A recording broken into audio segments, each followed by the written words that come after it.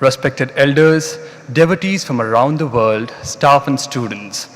Good morning and welcome to Day 50 of One World, One Family World Cultural Festival as part of glorious centenary celebrations of our beloved Bhagwan Shri Sathya Sai Baba.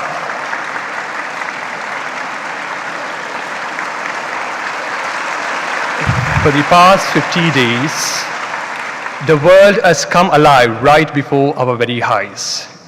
From the vibrant rhythms of Europe to the soulful traditions of the Middle East and the timeless heritage of South Asia, 46 nations, 50 breathtaking cultural performances, and countless spiritual leaders have united here in one grand celebration of humanity. Just as every single drop of water is vital to form the vast, mighty ocean, every individual is precious and important. And when all these drops unite, nothing in the world can stop their force. In the same way, when each one of us come together, we build a strong and unshakable civilization as one global family, strong and unstoppable. This morning, as part of the Universal Wisdom for a United World lecture series, we are honored to welcome Venerable Phra Khru Postutat, an assistant abbot of Wat Sikhin, Bangkok. Venerable Phra Kuha has dedicated over 47 years to the monastic order, serving as a teacher, meditation master, and spiritual guide. He holds a doctorate in Buddhism and serves as headmaster of the Pariyati Dhamma school at Wat Sikhin. Recognized as a Vipassana meditation master and Vinaya authority, he continues to inspire countless seekers with his wisdom and discipline. Beyond his temple responsibilities, Venerable Phra Khru has been deeply engaged in education, child development, and community service, embodying compassion in action. With great reverence, let us now welcome Venerable Phra Khru Postutat to share his words of wisdom with us. He will be addressing all of us in Thai, and it will be translated to English by Ms. Leah Banerjee.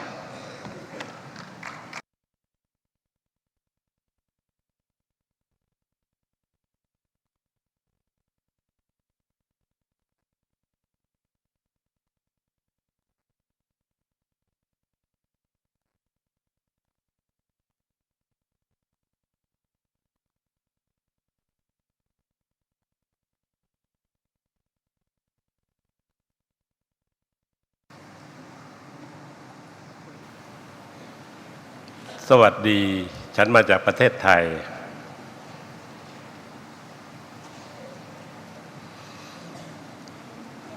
ท่านสัตกรูศรีมัทุสุดันไซผู้ก่อตั้งวันเบิร์วันแฟมิลี่ประธานมูลนิธิประสานติมาลามันดิราท่านตัวแทนผู้นำทางจิตวิญญาณทั่วโลกทั้ง100 ประเทศและนักศึกษาทุกๆคนนับว่าทุกคนโชคดีมากๆที่ได้มาศึกษาในสถาบันอันศักดิ์สิทธิ์สมบูรณ์ด้วยวิชาการและพลังแห่งความมีชีวิตที่ดีงามทุกคน Hello to everybody. I congratulate Sri Madhusudan Sai, founder of One World, One Family mission, and all the representatives of the spiritual leaders from all over the world in 100 countries. I also congratulate all the students who are very fortunate to have studied at this sacred institution, blessed with good education and power of good living. ข้าพเจ้าชื่อพระครูโพธิสุตาธรหรือพระมหาอุดมพลคำกับท่านพระอาจารย์วรรณวัฒน์ภูละมูลซึ่งมาจากกรุงเทพประเทศไทย2 ท่านและมีกลุ่มนักแสดงศิลปะการรำไทยมาอีกคณะหนึ่งตามหนังสือเชิญของท่านประธานจัดงานมูลนิธิ และข้าพเจ้ารู้สึกเป็นเกียรติมีความยินดีเป็นอย่างยิ่งที่ได้มาร่วมงานสำคัญของโลกในนาม One World One Family. My name is Phra Khru Potisutathon, and along with Phra Ajan Wanawat Pulamun, we have traveled from Bangkok, Thailand, following an invitation from Sadhguru. I am honored and delighted to be able to join this important global event in the name of One World, One Family. และร่วมกล่าวสุนทรพจน์ทางจิตวิญญาณในวัฒนธรรมโลกครั้งนี้ซึ่งเป็นงานรวมตัวระดับโลกเพื่อเฉลิมฉลองความรักความสามัคคีและมนุษยธรรมซึ่งจัดขึ้นเพื่อเป็นการร่วมเป็นหนึ่งเดียวในวาระครบรอบ100 ปีวันประสูติของพระขวันศรีสัตยาไซบาบาเพื่อเชิดชูชีวิตความรักที่เสียสละและการรับใช้สากลของท่านและเป็นครั้งแรกในชีวิตของข้าพเจ้าที่ได้ร่วมเฉลิมฉลองงานสำคัญเช่นนี้ We are here to deliver a spiritual address at the World Culture Festival, a global gathering celebrating love, unity, and humanity held as part of the Centenary celebrations of Bhagavan Sri Sathya Sai Baba, honoring his life of selfless love and universal service. It is the first time in my life that I am able to take part in such an important event. ท่านผู้มีเกียรติทุกท่านหัวใจของพระขวันศรีสัตยาไสยบาบาคือความรักอันบริสุทธิ์หรือความรักที่ปราศจากความเห็นแก่ตัวซึ่งเป็นแก่นแท้ของความเสียสละอันยิ่งใหญ่เพราะความรักนี้ไม่จำกัดอยู่เฉพาะตนแต่แผ่ขยายไปยังทุกสรรพสิ่งเท่าเทียมกันเป็นความเมตตาที่แท้จริงสามารถเข้าถึงได้ผ่านปฏิบัติการทางจิตวิญญาณเช่นการให้บริการผู้อื่นการสวดมนต์การนั่งสมาธิและการดำเนินชีวิตตามหลักธรรมที่มีให้กับทุกคนในโลกไม่จำกัดเชื้อชาติศาสนา The heart of Bhagavan Sri Sathya Sai Baba is pure universal love or prema, or unselfish love, which is the essence of great sacrifice, for this love is not limited to oneself, but extends equally to all beings. It is true compassion that can be reached through spiritual practices such as service to others, prayer, meditation, and living a righteous life, which is available to everyone on earth, regardless of race or religion. แต่การให้อันยิ่งใหญ่ของท่านก็ได้รับความยิ่งใหญ่กลับมาเช่นกันคือความรักและความศรัทธาต่อศรีสัตยาไสยบาบาที่เกิดจากคำสอนของท่านที่เน้นความศักดิ์สิทธิ์ของมนุษย์การตระหนักรู้ถึงพระเจ้าภายในตัวตนความเมตตาต่อผู้อื่นและการเป็นแบบอย่างในเรื่องการให้การช่วยเหลือสังคมรวมถึงปาฏิหาริย์ที่ท่านแสดงให้ประจักษ์ต่อผู้ติดตามทำให้ผู้คนรู้สึกผูกพันและศรัทธาในตัวท่านอย่างแท้จริง Sri Sathya Sai Baba's greatness is in his great giving. His teachings emphasize the divinity of man, the realization of the divine within, and compassion for others. His example of giving selflessly to society, as well as the miracles he performed, made people feel truly connected to him and have faith in him. สิ่งที่ข้าพเจ้าภูมิใจอย่างหนึ่งในการมาครั้งนี้คือเพราะเหตุแห่งการรับมรดกธรรมอันล้ำเลิศจากประเทศอินเดีย โดยองค์พระพุทธโคดมสัมมาสัมพุทธเจ้าซึ่งเป็นถือได้ว่าเป็นผู้นำทางจิตวิญญาณของโลกที่พระองค์ทรงค้นพบทางอันสว่างแห่งชีวิตคือทางพ้นทุกข์จึงกล่าวได้ว่าท่านเป็นผู้ชี้บอกทางสำหรับคนที่หลงทางและเปิดโคมไฟให้สว่างในที่มืดฉะนั้นหลักการดำเนินชีวิตที่ถูกต้องเป็นสัจธรรมพระองค์ทรงแจกจ่ายแก่ชาวโลกโดยไม่เลือกชนชั้นวรรณะใดๆเพราะเหตุว่าทุกชีวิตมีวรรณะเดียวกันคือวรรณะการเกิดการแก่การเจ็บและการตายเท่าเทียมกันทุกชีวิต One of the things I am most grateful is the receipt of this exquisite Dharma legacy from India brought to me by the Lord Buddha, the perfectly enlightened one. He is considered the world's spiritual leader who discovered the bright path to life, the path to liberation from suffering. It can be said that he is the one who shows the way for those who have lost their way and lights a lamp in the dark. His principle of right conduct is the truth that he has shared with the world, regardless of social class or caste, because all life is the same: birth, aging, illness, and death.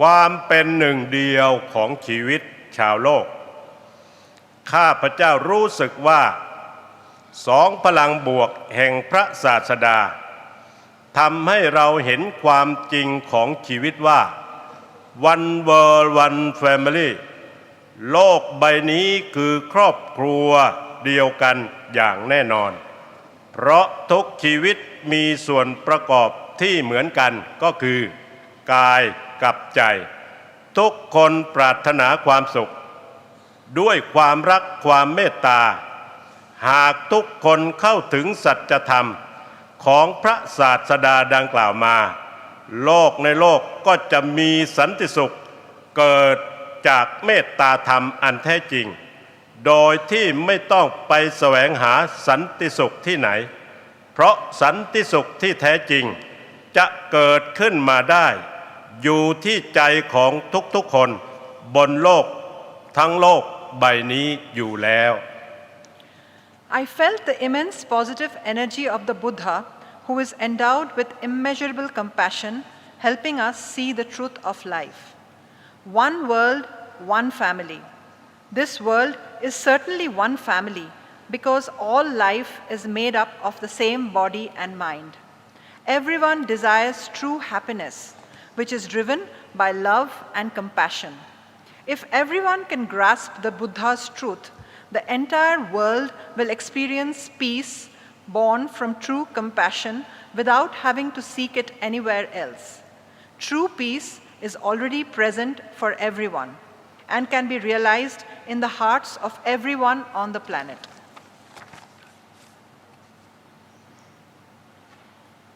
พระพุทธศาสนาในประเทศไทยพระพุทธศาสนาในประเทศไทยนั้นเข้ามาสู่ดินแดนที่เป็นประเทศไทยในปัจจุบันเมื่อประมาณพุทธศักราช 236 สมัยเดียวกันกับประเทศศรีลังกาด้วยการส่งสมณทูตไปเผยแผ่พระพุทธศาสนาในประเทศต่างๆ9 สาย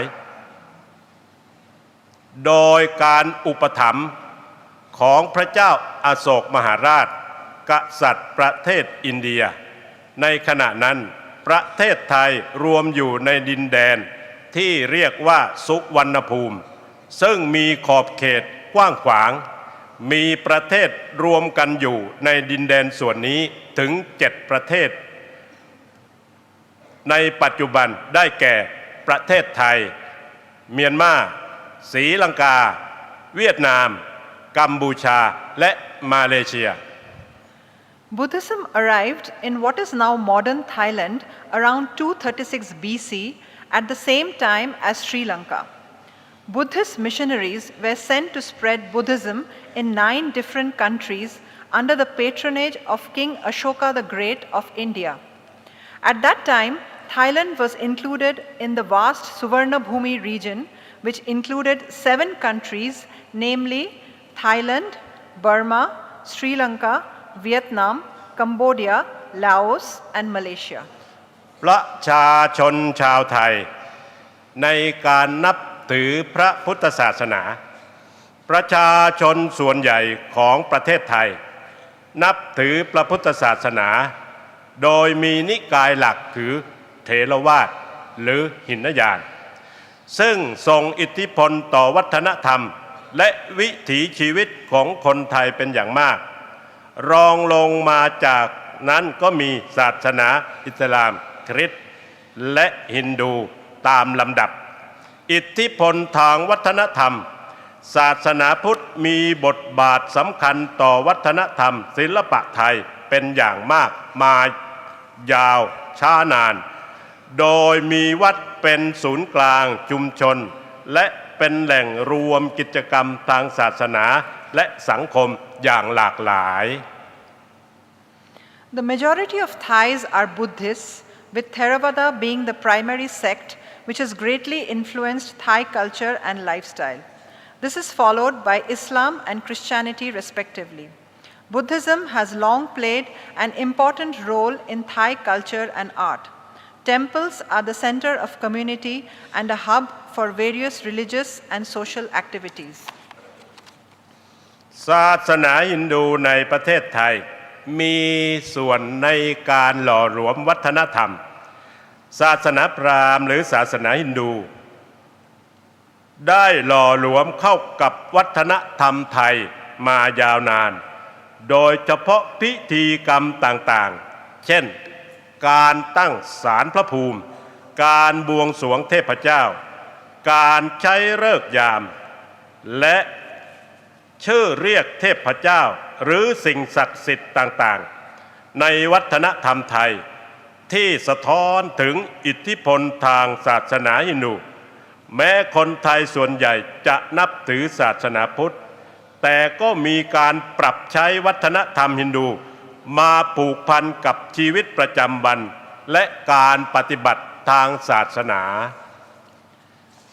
Hinduism have long been integrated into Thai culture, particularly in rituals such as setting up of spirit houses, paying homage to deities, using auspicious times, and naming deities or sacred objects. Thai culture reflects the influence of Hinduism. Although most Thais are Buddhists, they have adapted Hindu culture to integrate it into their daily lives and religious practices.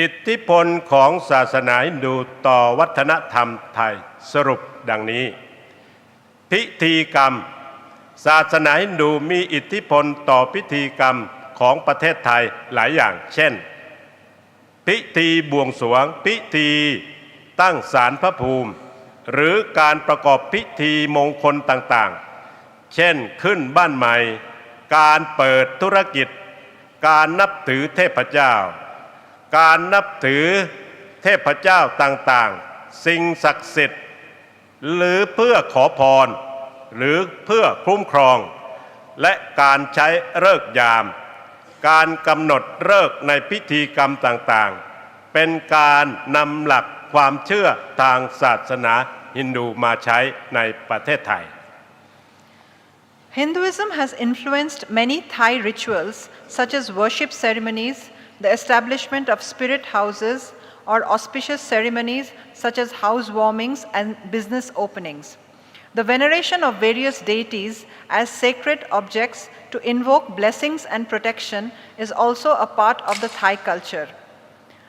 Determining the auspicious times of various events have also been integrated from the Hindu culture. หลักธรรมสำคัญทางพระพุทธศาสนามีชื่อว่าอริยสัจสี่อริยสัจสี่เป็นหลักธรรมสำคัญในพระพุทธศาสนาซึ่งหมายถึงความจริงอันประเสริฐ4ประการ ที่เป็นหัวใจของการตรัสรู้ของพระสัมมาสัมพุทธเจ้าเป็นไปเพื่อการดับทุกข์ประกอบด้วย 1. ทุกข์ความไม่สบายกายความไม่สบายใจเป็นสภาพที่ทนได้ยาก 2. สมุทัยต้นเหตุแห่งการเกิดทุกข์หรือตัณหาความทยานอยาก 3. นิโรธความดับทุกข์หรือภาวะที่ปราศจากทุกข์หมายถึงนิพพานและ 4. มรรคคือหนทางของการปฏิบัติเพื่อการดับทุกข์หรือหลักปฏิบัติเป็นไปเพื่อความดับทุกข์นั่นเอง The Four Noble Truths are the core principles of Buddhism, which refer to the Four Noble Truths that lie at the heart of the Buddha's enlightenment to the cessation of suffering. They consist of, number 1, dukkha, physical and mental discomfort, a condition that is difficult to endure. Number 2, samudaya, the origin of suffering or craving. Number 3, nirodha, the cessation of suffering or the state of freedom from suffering. And number 4, magga, the path to the cessation of suffering or the principles of practice leading to the cessation of suffering. ด้วยเหตุนี้สิ่งที่ทำให้ข้าพเจ้าเข้ามาบวชในพระพุทธศาสนาสิ่งที่ทำให้ฉันสนใจเข้ามาบวชในพระพุทธศาสนานั้นมีหลายอย่างแต่กล่าวได้ว่าต้องการศึกษาและปฏิบัติเพื่อขจัดขัดเกลาจิตของตนให้บริสุทธิ์ไปจนถึงความศรัทธาในพระธรรมคำสอนและเพื่อสืบทอดพระพุทธศาสนารวมถึงการทดลองใช้ชีวิตแบบสมถะเรียบง่ายเพื่อการฝึกฝนตนที่ดีงามต่อไป The reasons I was interested in ordination in Buddhism were diverse, ranging from a desire to study and practice Dharma, to purify my mind, and to have faith in the Dharma, and for the preservation of Buddhism, and to cultivate self-discipline by leading a simple life.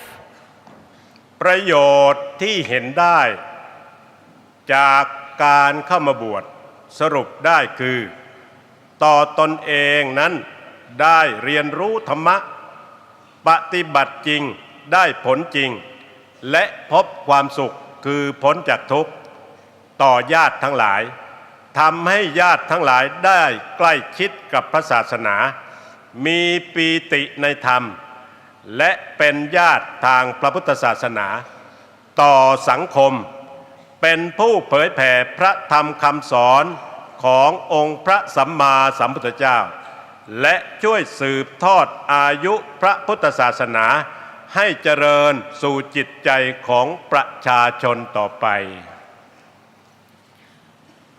The benefits of ordination for oneself are learning the Dharma, practicing it, achieving positive results, and finding a path to liberation from suffering. It also brings relatives closer to the religion and they find delight in the Dharma. Society benefits by the spreading of Dharma and the teachings help to make people more religious.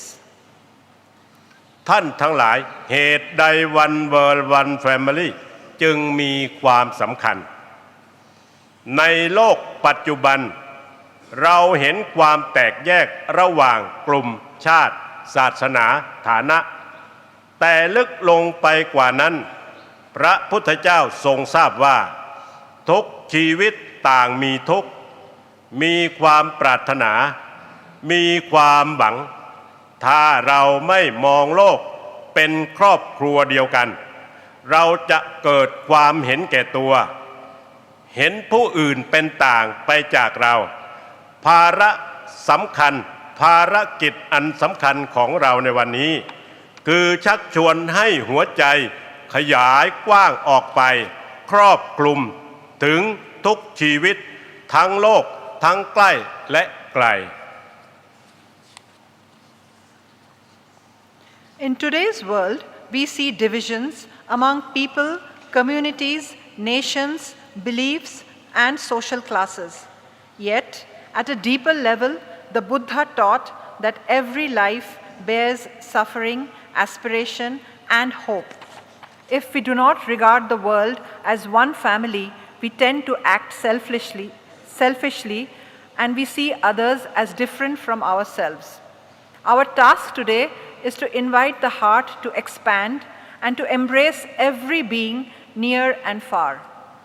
ดังนั้นจึงสรุปได้ว่า ท่านผู้มีเกียรติทุกท่านในที่นี้ หรือที่อื่นๆทั่วโลก ผลที่เราคาดหวังจะให้เกิดขึ้นจะเกิดไม่ได้ หากไม่มีการลงมือทำไม่ว่าสิ่งใดๆในโลก จะเกิดเป็นผลสำเร็จได้ก็ต้องลงมือปฏิบัติคือการกระทำดังที่ท่านศรีสัตยาไสยบาบาได้เมตตานำทางถูกต้องแล้ว จึงขอแสดงความชื่นชม ต่อผู้นำทางจิตวิญญาณ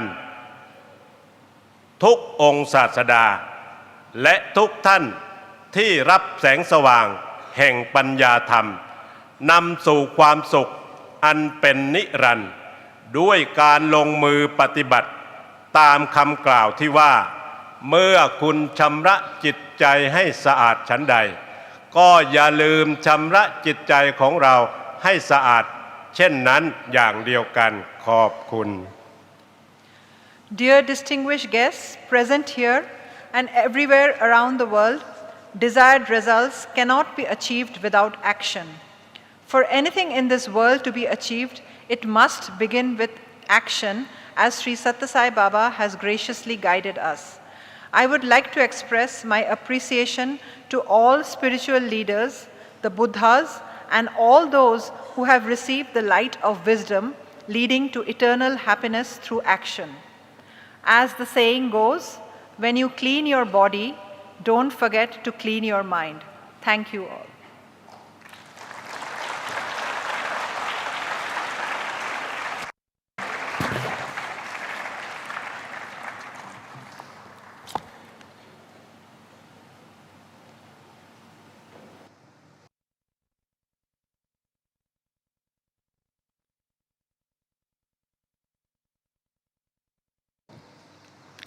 Dearest Ajahn, we express our heartfelt gratitude for sharing your wisdom and enlightening all of us this morning. May we now invite Sri Srikantamurti, Vice Chancellor, Sri Sathya Sai University for Human Excellence, to extend our token of gratitude and appreciation to Venerable Phra Khru Postitat.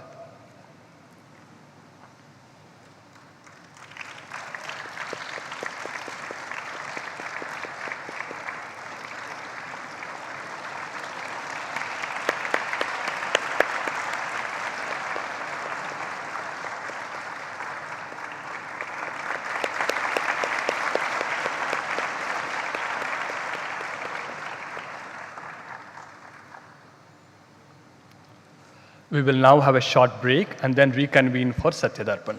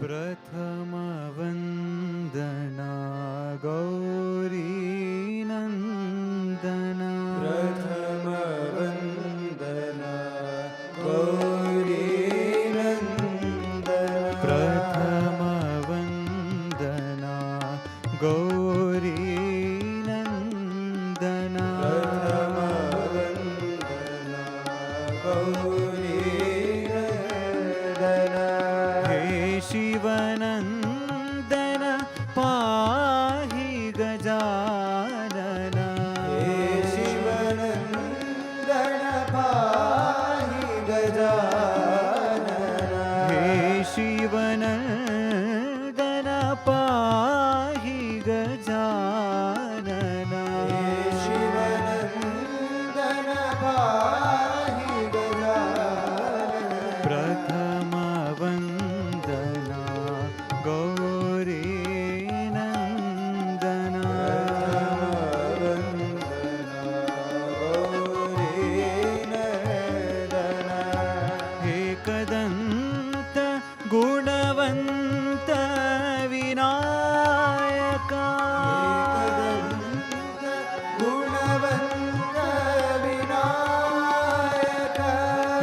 एकदन्त Gunwant Vinayak Gunwant Vinayak विघ्नहरण शुभमङ्गलचरण विघ्नहरण शुभमङ्गलचरण विघ्नहरण शुभमङ्गलचरण विघ्नहरण शुभमङ्गलचरण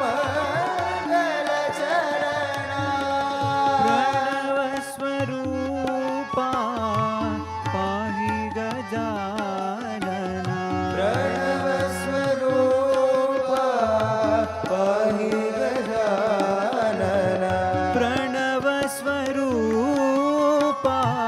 पाहि गजानन प्रणवस्वरूपा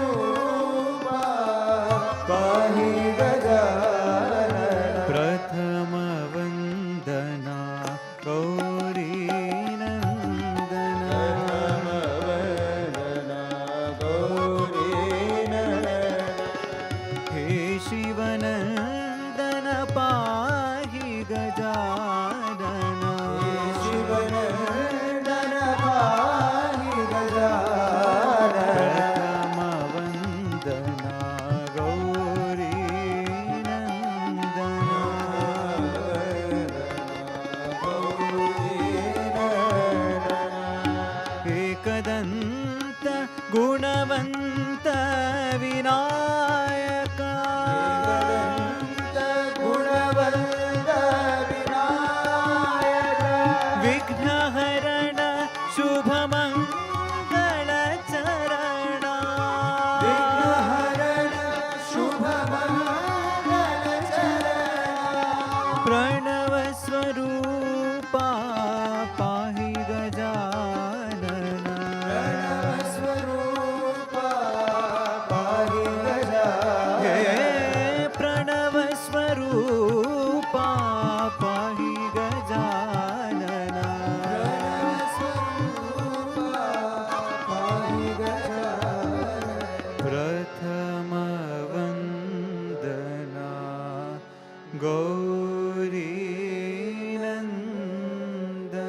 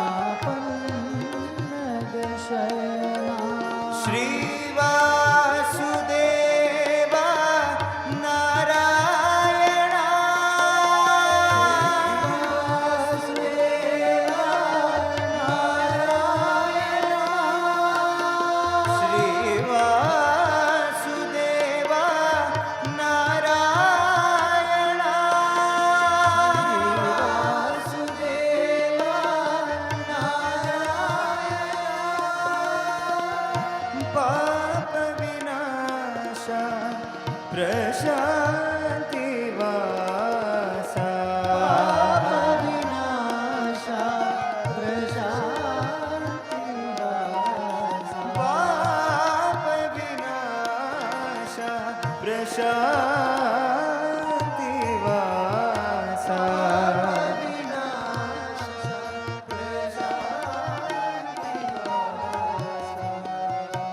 Partipuरी साई नारायणा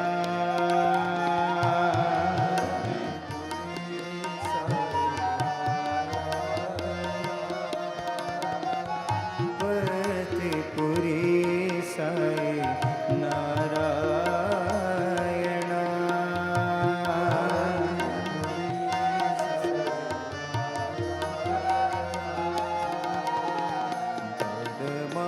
परमानंदा नारायणा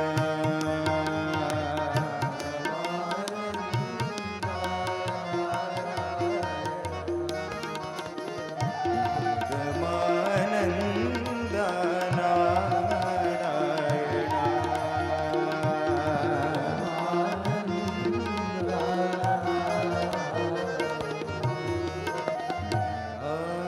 करो Hari Narayana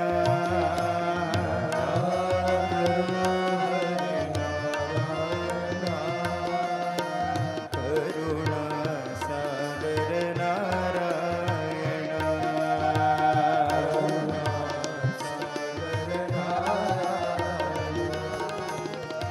Pankaj Naina पन्नग शयना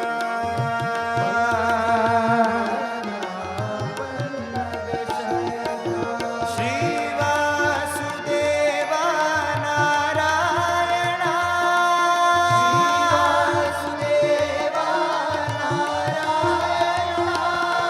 Shri Vasudeva Narayana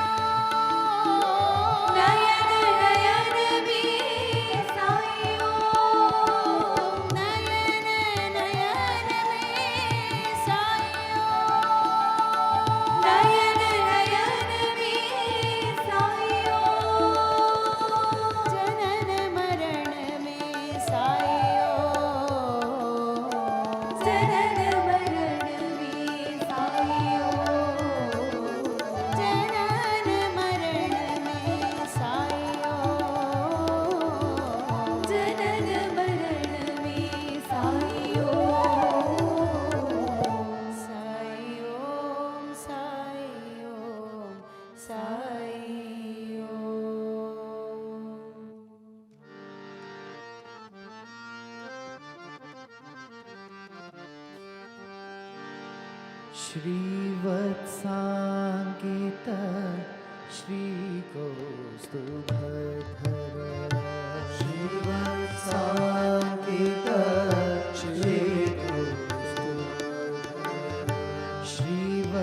श्रीवत्साङ्कित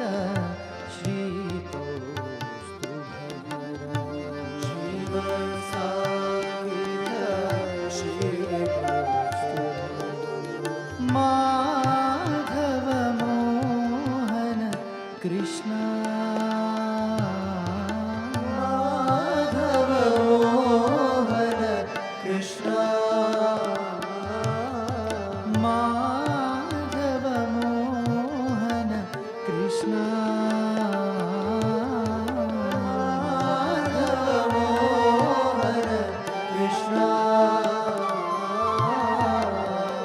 Madhav Mohan Krishna Madhav Mohan Krishna Madhav Mohan Krishna Madhav Mohan Krishna Shri तुलसीदल वनमालाधर Shri तुलसीदल वनमालाधर Shri तुलसीदल वनमालाधर Shri तुलसीदल वनमालाधर Madhav Mohan Krishna Madhav Mohan Krishna Madhav Mohan Krishna Madhav Mohan Krishna Madhav Mohan Krishna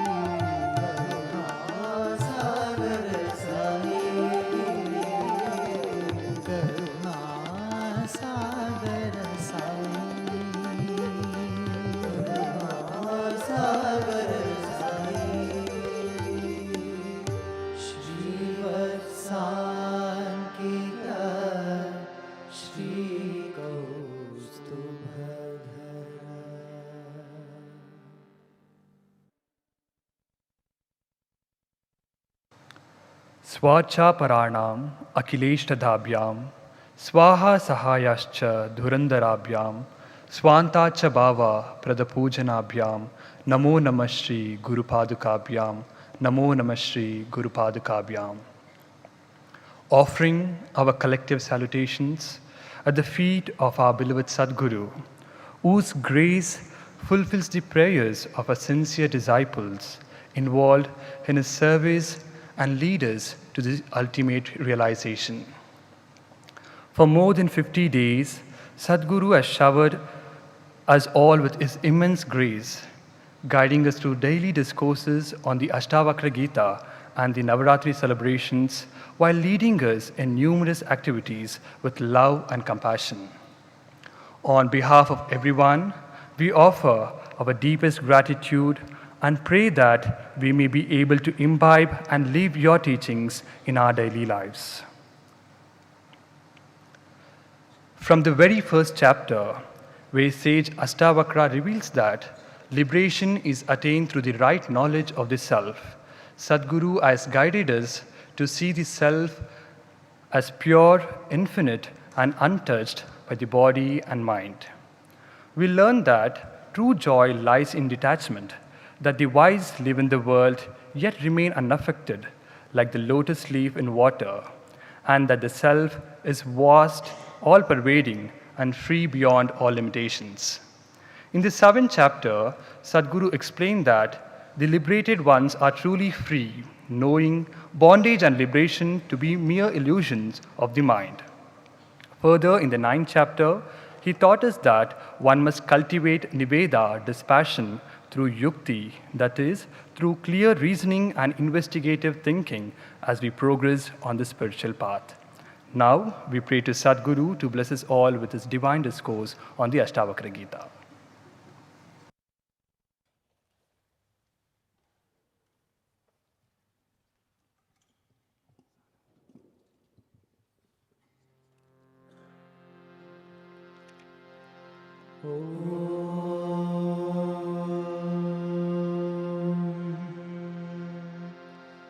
Sahanavatu Sahanau Bhunaktu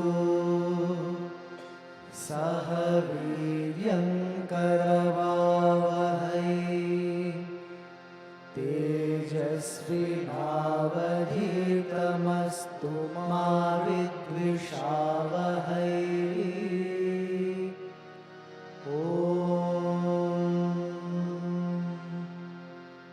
Shanti, Shanti, Shanti.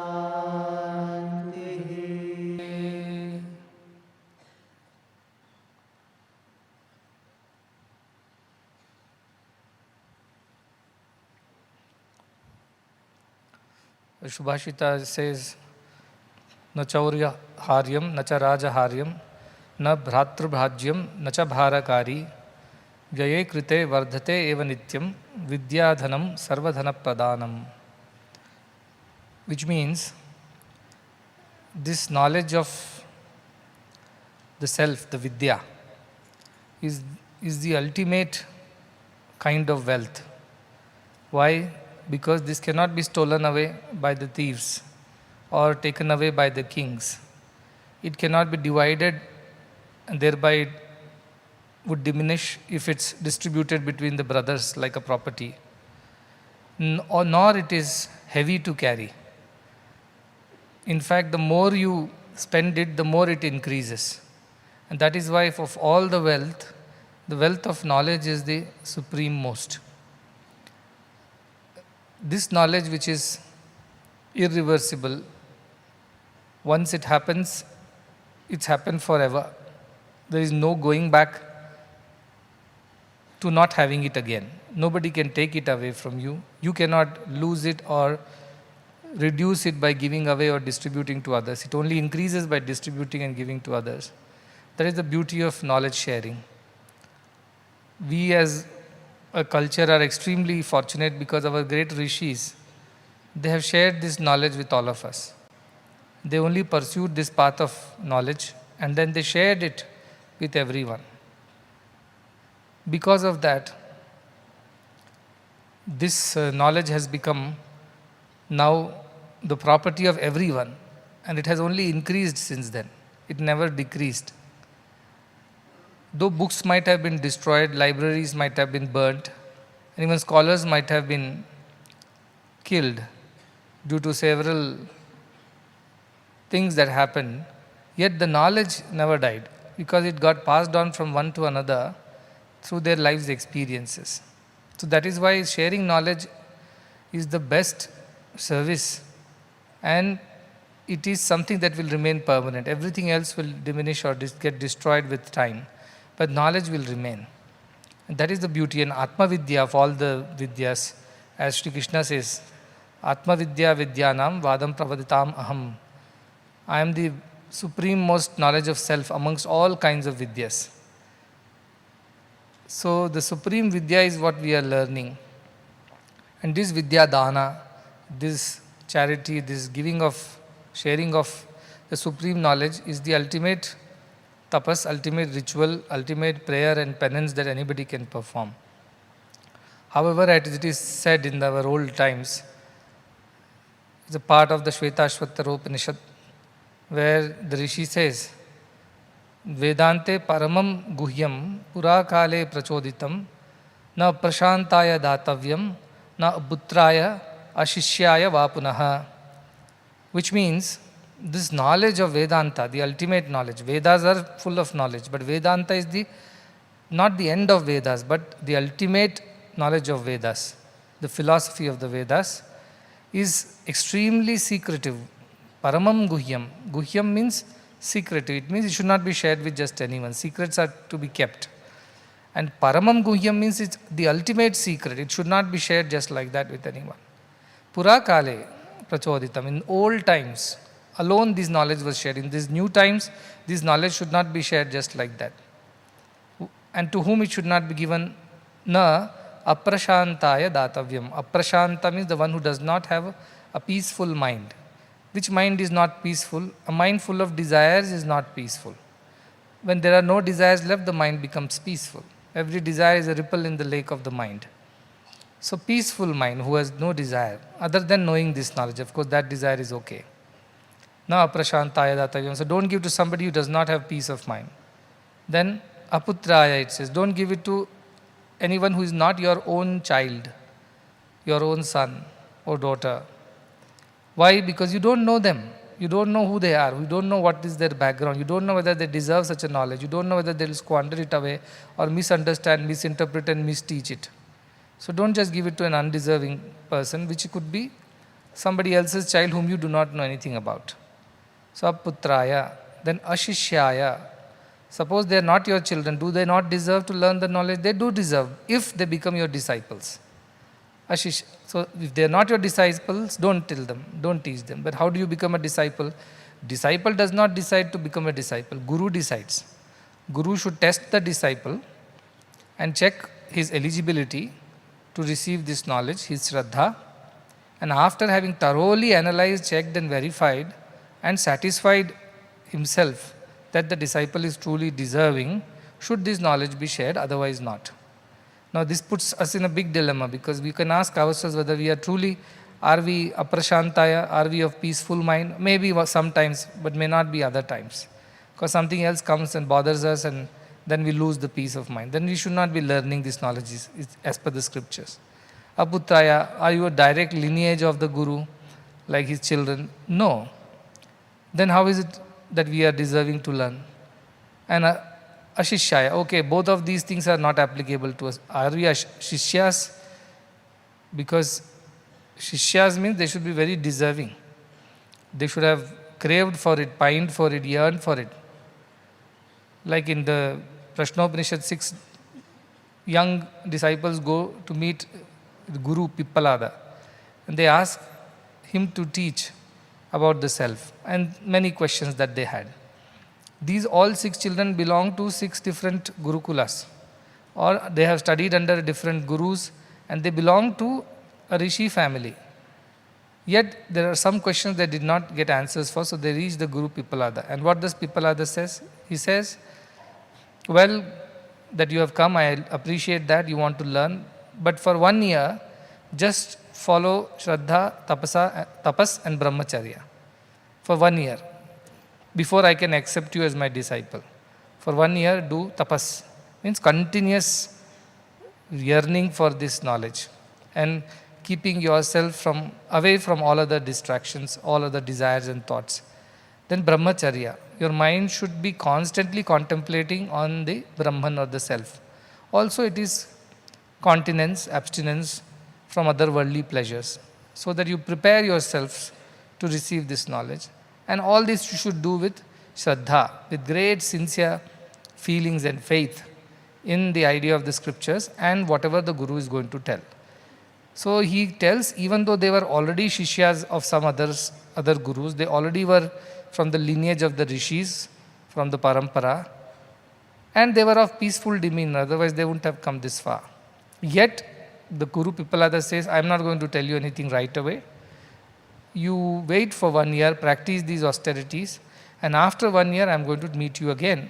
And he says, if I know the answers to your questions, such a humble Guru, if I know the answers, I shall share it with you, because there is nothing to hoard, nothing to hide. Many Gurus don't teach everything to the disciples out of the fear that the disciple will become better than them. They will lose their control and supremacy and popularity. Many are very shy of telling everything to the disciple. But here the Gurus are not like that in our Upanishads. They teach everything that they know. And they say, you must deserve it. Because Ashcharya asya vakta, Kushla asya labdha. Both have to be amazing people. Both have to be people of great caliber. The speaker of the knowledge and the receiver, the listener of the knowledge. And that is very important. Without that, all this knowledge will be wasted. It's like pouring water into a pot which is not yet fully baked. And then once you pour water, it will break and all the water will be wasted. So it's a wasted effort. So preparation of the mind to receive the knowledge is extremely important. And why all these rituals, all these prayers and all kinds of activities in the ashram? Just to prepare us. Imagine 9 days of Navratri, who had time for anything else? All we have to do is just wake up and dress up and show up in the Yagashala, and that will go on till your lunchtime, and post lunch you again are back for another set of events that go on till late evening. And by the time you go back, you are all exhausted and you go to sleep. There is no other time for no other thought. Completely immersed, completely focused. Even for the young ones. The old ones I can understand, they have very little energy for anything else left after the day's hectic schedule. But the young ones are full of energy. Even they have found it difficult to get distracted because they were so completely engaged and involved. The idea is that the Gurus were very clever. They kept people busy because they knew it's difficult for them to control their minds, especially when they're young ones. They have to be kept busy. Mind has to be kept busy with something positive so that it does not slip towards negative things. So rituals have their own reasons why we do all these prayers. And though we did 10 days of all these rituals, and in a way we worship the form of the God, the Murta Rupa, the manifested version of the Brahman. Yet, because of the clarity of Ashtavakra Gita, always at the back of our heads, we always knew that all these forms are nothing but manifestation of the same Supreme Brahman. While somebody saw it as Shiva or Parvati or Navadurgas or Ganesha, Kartikeya and so many other gods, Dhanvantri, Kubera, Lakshmi, Narasimha, all kinds of, but we knew deep down that all these are made of the same stuff. Like different ornaments are made of the same gold. So deep down that understanding was there. But nevertheless we also enjoyed celebrating the ornaments of different kinds. Like people love what can be worn in the hands or in the wrists, cannot be worn around the neck. What can be worn around the neck cannot be worn at the feet. Likewise, each ornament has its own value. So we enjoy being part of a celebration like this, which celebrates the ultimate truth as different forms and names. It is different properties, attributes. We enjoy all that. At the same time, we are very clear that all of this is Brahman only, but manifested in different ways, in different times, for different reasons. And so, a Jnani can see both has no problem at all. Because though there is Dvaita in front of him too, but he does not have Dvandva, does not have a dilemma in his mind. Though there is duality, but there is no dilemma. Though there is Dvaita, but there is no Dvandva inside the Jnani's mind. He sees the same thing. While others get stuck to the forms and names and become sometimes fanatic, the Jnani sees it all as one and the same. So that idea of Ashtavakra Gita we must appreciate. While you will see me very excited doing pujas, rituals and other things, and you may think, is he really a jnani? Because he tells all this is not real and everything is just an illusion, and then finally he is jumping around the whole place doing one thing or the other all day long. What's wrong? Has he forgotten Ashtavakra Gita? No, I have not forgotten. I am actually living it practically. Because both are divine only. Murtam cha amurtam cha, it says.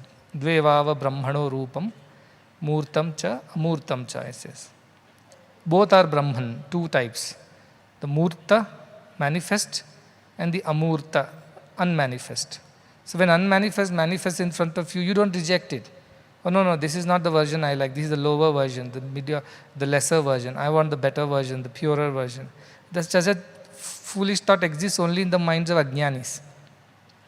Shankaracharya, for first 16 years, he studied all the Upanishads, Vedas, wrote Bhashyas, and within 16 years he had finished most of the work that his guru had given, Gaudapada. And what did he do for the next 16 years till he was 32? He roamed around the whole country. He walked on his feet, walking from east to west, north to south, through forests, hills, rivers, and mountains. He did not mind. And he had a few disciples with whom he walked.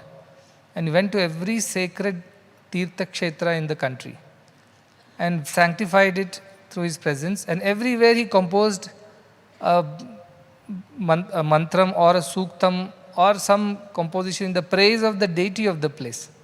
So the one who would have seen Shankaracharya 16 years, the first half, would be finding it hard to believe how is he behaving like this now after telling everything is one and Dvaita and there is no two. Then he goes to Annapurna Kshetra in Ornado, he chants Annapurna Stotram. He goes to Kashi Vishwanatha Stotram. He goes to somewhere else and chants some other Stotram. And so many of these. He has so many compositions, but all these happen after the Bhashyams. These are not happening before. Generally, we will think from Dvaita to Advaita we are moving. First we will worship all the gods, then one day we will realize everything is one, and then we don't have to worry about these worships. But he went the reverse. He first spent all the time writing the Upanishad Bhashyas, Prasthanatraya Bhashyas, all that he did, and then suddenly he changed over to worship of all the forms and names. And he had no problem. His compositions are the finest.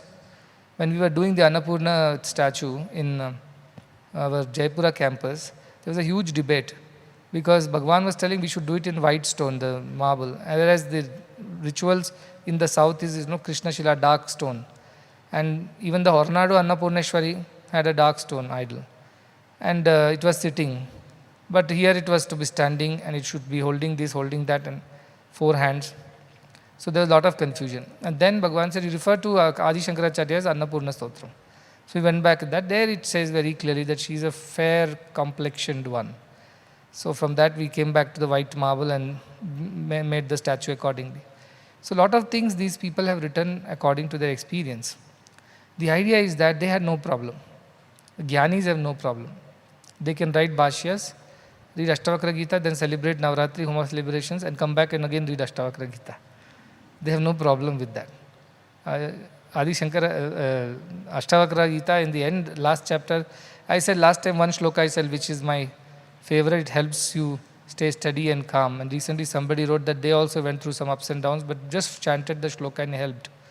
Maya ananta mahambodhav jagat vichi svabhavataha udaitu astamayatu nave vriddhi nachakshatihi. I am the great ocean, big ocean. And all the world is like the waves that rise and fall in me. By their rising and falling, neither I increase nor I decrease. I remain the same. That is the concept. That really helped during difficult times. The other shloka that helped me to come back to this Advaita after the beautiful Dvaita celebrations. This morning I had to really drag myself to read Ashtavakra Gita because I was so full of the Navaratri and all the festivities in the temple that you really wanted to sit at the feet of the divine and enjoy the festivities. It is beautiful because there are so many wonderful rituals and your mind gets fully involved in it. All the five senses are completely captured. And that is a beautiful feeling because whenever you transcend the mind, you experience joy. And the rituals help you to transcend the mind. And so many darshans, so many amazing experiences. Then finally coming back again to open Ashtavakra Gita, I was thinking, I was enjoying all this duality. Now suddenly again I have to go and teach non-dual philosophies. Then another shloka of Ashtavakra Gita that always comes to my rescue whenever I get into these situations, when I'm enjoying something but I'm made to give that up and do something else. That is from the 18th chapter, last chapter it comes, it is 28th shloka, which says, Pravruttava nivruttava naiva dhirasya durgraha yadayat kartum ayati tat kritva tishtate sukham. Which says to engage or to disengage is not a problem for the real wise person. Because whatever comes in his way, he takes it in his stride, does what needs to be done and remains happy. So if you want to celebrate Navratri, get all the priests to chant mantras and do all rituals and set up temples and idols and ritualistic worships, no problem. That was to be done for that period. Now the time demands that you come out of it and you meditate and contemplate on the higher idea of oneness. Even though it looks a little difficult to shift gears, yet for a jnani it is not a problem. We can seamlessly shift gears from there to here. Because his nature is like that. When he involves, he is completely there, but not so much there they cannot get disengaged, get stuck there. Our ajnani's problem is that once they get engaged, they find it very difficult to give it up. And once they give it up, they find it very difficult to redo it or go back to it. They are very rigid that way. But jnanis are fluid. They are like water. They can fit everywhere. They can fit in the pot, take the shape of the pot. They'll fit into a tumbler, take the shape of the tumbler. They'll fit into even a capillary and take the shape of the capillary. So they have no problem. The jnani's mind is fluid. It's not rigid. That is why last with avrati bhava, I say, last time I was saying avrati. Avrati means don't be too insistent, don't be too adamant, don't be stubborn and rigid. This is what last chapter he was saying. So the idea is that we all have to be fluid in our spiritual sadhana. The moment you become rigid, you cannot grow. You will stop flowing. Then you will freeze and you will stagnate. That should not happen. For a spiritual person, whatever comes in one's way, one must keep doing. That's why the scriptures don't allow sannyasis to live in one place. They have to keep moving. Only one night they are allowed to live in one place. Why? Because they should not develop attachments. Initial years, Bhagavan used to keep sending me every day. I would come back from somewhere and he wouldn't tell me what I have to do. I used to get my day jobs on a daily basis. So Monday morning you wake up, he will tell this is what needs to be done on Monday. And I will finish that. Tuesday morning he will tell what needs to be done on Tuesday. I was like a daily laborer who is only told the work on the morning of the work. Otherwise he doesn't know anything. Planning and all is done by the manager, supervisor. Like that I was doing. So one day I got tired and I said, why are we doing this? He said, that is because I don't want you to stay at one place for too long. Because if you stay there, you will develop attachment. Then these comfort zones are there. Then we don't want to change things. Then we start giving excuse to God. I would have loved to do this, but because of this, because of that, because we give a lot of excuses. Many people are there. They tell, I want to come and serve you. I tell, come, tomorrow resign and come. I'll give you a quarters here. They immediately get a shock. They say, oh, I didn't expect so early. I know you are a wish-fulfilling tree, but so fast, not required. I will come back. 10 years later only I want to come and serve, not now. By the time I would have a huge corpus in my pension fund, my children all would have gone abroad, and my wife and I would have been, alone. And that is the time we also will need some medical support. You have got a good hospital and sevadals and volunteers. That is the time I really want to be a part of this mission. Right now I don't know. I am telling you, just informing you that one day I would come. But the moment I say come now, drop everything, they are shaken up because they are living in comfort zones. So those people don't progress. Why? Because they are rigid. A river when freezes cannot flow. It has to be unfrozen to flow. Like that, the jnani's mind is fluid. It can flow. It has no such rigidity. And that is the beauty of Ashtavakra, that it makes you fluid. It makes you flow effortlessly as per the gravity. Wherever the life takes you, it goes without arguing, without fighting, debating or resisting. That should be the mind of the jnani. So last we were in chapter 9, and the last shloka I believe we did is fourth one. We'll just revise that and go to the next, the page number 54. This is the third volume, so I hope you got the right volume. The last 9.4 said, Ko asau kalo vayah kim va yatra dvandvani no nrunam tanupeksha yatha praptavarti siddhim avapnuyat. He says, for whom and when was this dvandva not there, this duality not there? Remember, we are coming out of the duality worship now. That's why I thought I'll remind this. That when was duality not there in this world? And at what time was it not there? In all situations, the opposites were always there in this world for humans, because we are body conscious. As long as body is there, the opposites exist for us. So give up this idea of duality, attachment to duality, that you want this and you don't want this, you accept this and you reject this, because these happen only when there are two. Which one to accept and which one to reject? If there is only one, where is the question of accepting something and rejecting something? So he says, when you realize this, that duality was always a part of this world, so don't get too attached and insistent upon it. Just give it up, disregard it, and whatever comes to you, yatha praptavarti, whatever comes to you, as it comes to you as per your destiny, live accordingly and siddhim avapnuyat, and attain perfection in your living. That's why I was starting with this Dvaita Bhava, that we worshipped Dvaita, duality. Now we are going into non-dual philosophy.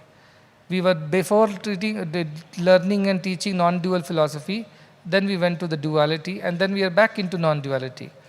Whatever comes, yatha praptavarti, whatever is coming to you, accruing to you, by virtue of destiny, by virtue of whatever situations, accept it, and siddhim avapnuyad, and become perfect in that. Become perfect like the water that is perfect in whichever vessel we pour it. It does not desire or demand a certain vessel or a certain shape. Likewise, your mind of a jnani should be like this. Whatever happens, just accept it. There is no question of wanting something or rejecting something. Whatever comes by virtue of it, take it and live with it. In that you will attain siddhi, in that you will attain perfection. Because duality has always been there in the world. There is no question of us rejecting or accepting it. It is a part of life. So go live with it. Deal with it. Don't develop aversion or affection. Live with it, that's it. Neutrality, very objective, not subjective. That kind of life you live is what the last shloka says, and so aptly it applies to us now that we have come out of ritualistic worship and again trying to understand the non-dual existence of the Brahman and the Self. So with that 9.5, which is on page 57,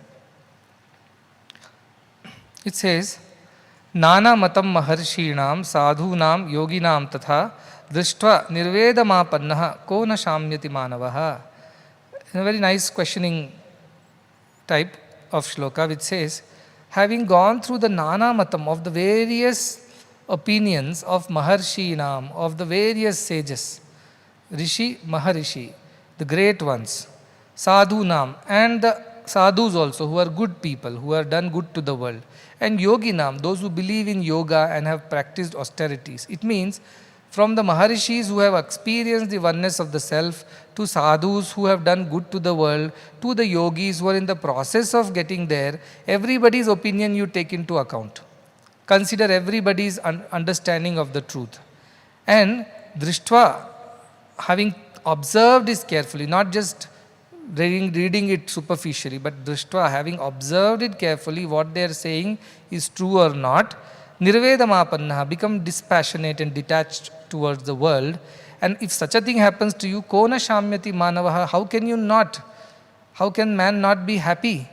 How can man not be peaceful if he considers the opinion of all the rishis, the great ones, the good ones, and the yogis, and then having carefully observed and analyzed, gives up the attachment to the world? How can such a person not be happy, he says. Suramandir taru mula nivasaha sayya bhutala ajinam vasaha sarvam parigraha bhoga tyagaha kasya sukham na karoti viragaha, says Adi Shankaracharya in the Bhajagovidam. That the one who is willing to sleep under the temple roof, or wear the bark of a tree, or dwell under a tree, Shayya, his bed is the earth, and bark of the tree is his clothing, and sky is the roof. For such a person who has no desire to accumulate, Sarva Parigraha Bhoga Tyagaha, all the accumulation, amassing, hoarding, such ideas have gone away. And Bhoga Tyaga, his desire for pleasures also is gone. He has given up such desires. And such a person, how can he not be happy, Adi Shankaracharya says. Kasya sukham na karoti viraga. Somebody who is dispassionate, nirveda is the word used here. How can he not be happy? Only the people who are passionate or attached, they are the ones who are miserable. A dispassionate, detached one, how can he be miserable? Adi Shankaracharya says. For a worldly person, they will think such a person is precisely the one who should be miserable. He does not have property, no house, no family, no proper clothing, no proper food, does not have a proper bed to sleep on, does not have proper clothes to wear, and he has no accumulated wealth, or he has amassed nothing, he has no financial security, no retirement plan. How can such a person be happy? The worldly one will ask. Adi Shankara asks in the reverse, how can he not be happy, he says. How can he not be happy? Such a person alone can be happy. All others are not happy. You think your happiness comes from your securities. But Adi Shankaracharya says, no, this man is dependent on God. His life is like that of a baby in the arms of the mother. No botheration of where it will get food from, where will it sleep, who will protect when it's sleeping. It sleeps wherever it wants, it eats whatever it likes, doesn't like, rejects it, lives its own life at its own terms. Why? Because it is dependent on the divine. If it dependent on a boss who gives a salary, then you have to toe the line. If it's dependent on a wife and children to give him the social whatever belongingness, then he'll have to listen and deal with them every day, even if he does not like it.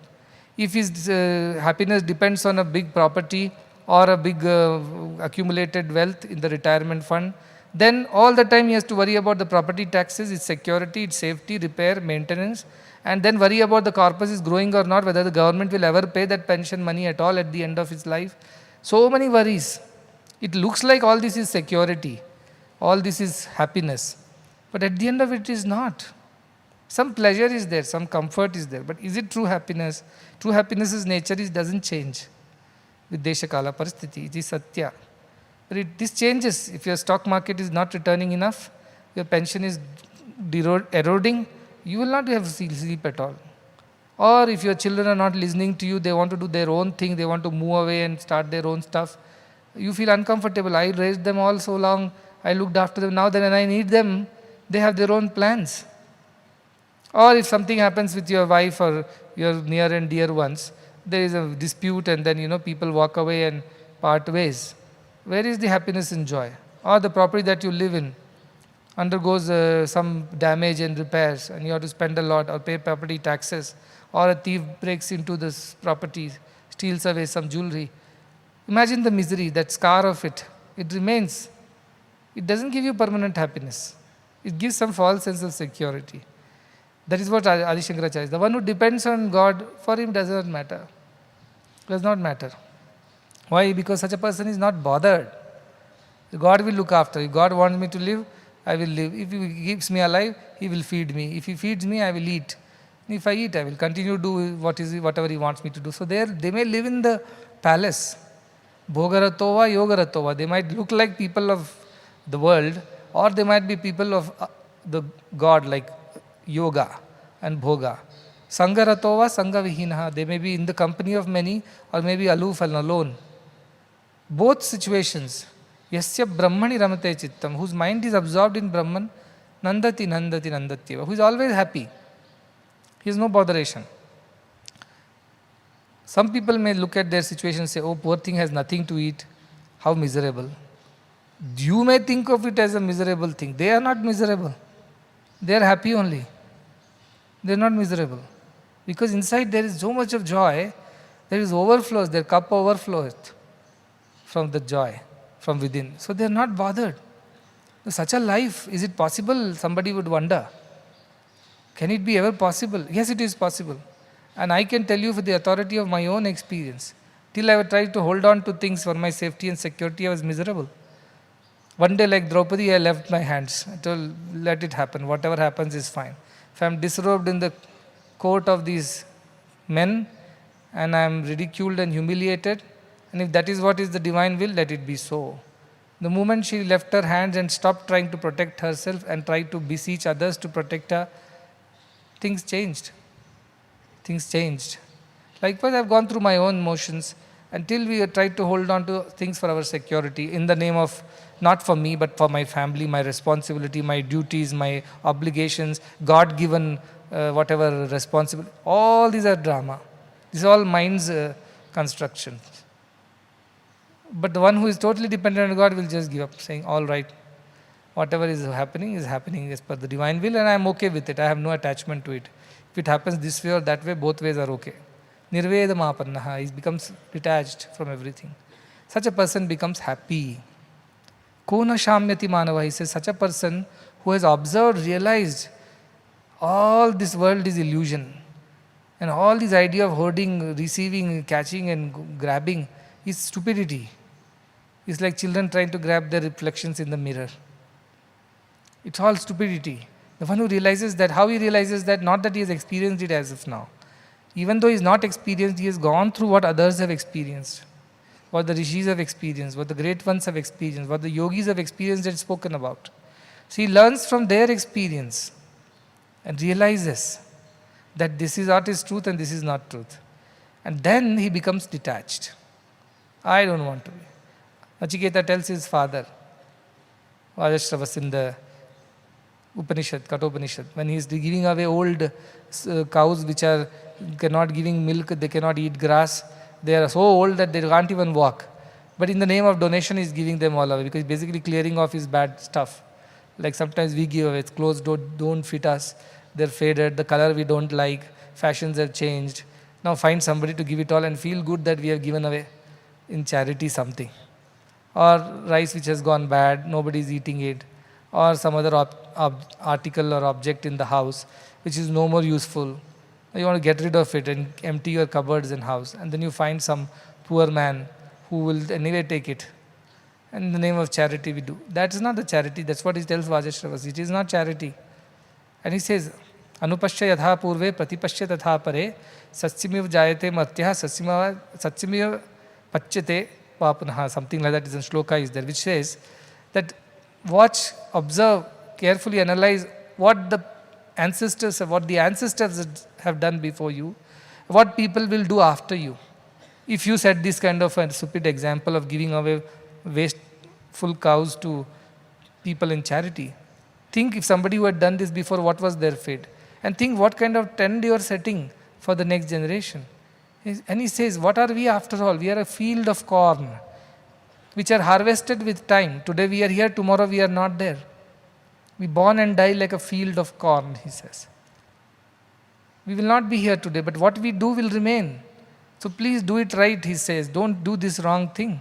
Of course, his father has no, the discrimination, and he does not listen to Nachiketa. In fact, he curses him, you go to death. So the ahankara, his father's ahankara, how can I be wrong? How can you tell me that I am wrong? That's why we don't improve, because we are never ready to accept that we can also be wrong. So that is how. So he says, observe, analyze carefully what the great ones have said. They have said, Anityam asukham lokam imam prapya bhajasva mam. Shri Krishna says, this world is temporary and is full of misery. Therefore, give up this pursuit of this world and rather think of me. Bhaja means not only sing my glory, but also enjoy me. Enjoy me, enjoy the divinity and leave the world. That is very important, the Nirakshira Viveka. Like the our mythical bird, swan, which does what? It segregates water from milk and drinks the milk and leaves the water, it says. That kind of discriminating mind you develop, leave the world and take the God of it, the essence of it. That is what Janaka is being told. These are all, now somebody should not come with some question, oh, Janaka already realized, why are we repeating all this? No, Janaka, we have not realized, these are repetitions for us. So that we go on through these chapters and realize it some point in time. But even if you have not realized what he's saying, go by the experience of the realized ones, period. Don't argue. Shastrasya guru vakyasya satya buddhyavadharanam shraddha sa kaditha sadbhi yaya vastu palabhyate. That is shraddha with which you can attain the highest self when you have complete faith in the word of the guru and the scriptures.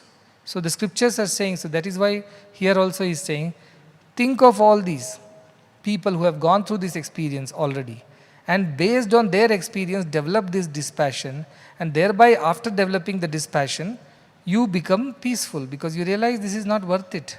The snake never existed. So there is no question of worrying and fearing. This is all illusion. Then it go to the next one. It is also a beautiful shloka, 9.6, which is about a guru. He says, then Kritva murti parigyanam chaitanyasya nakim guruh Nirveda samata yuktya yas tarayati samsrute.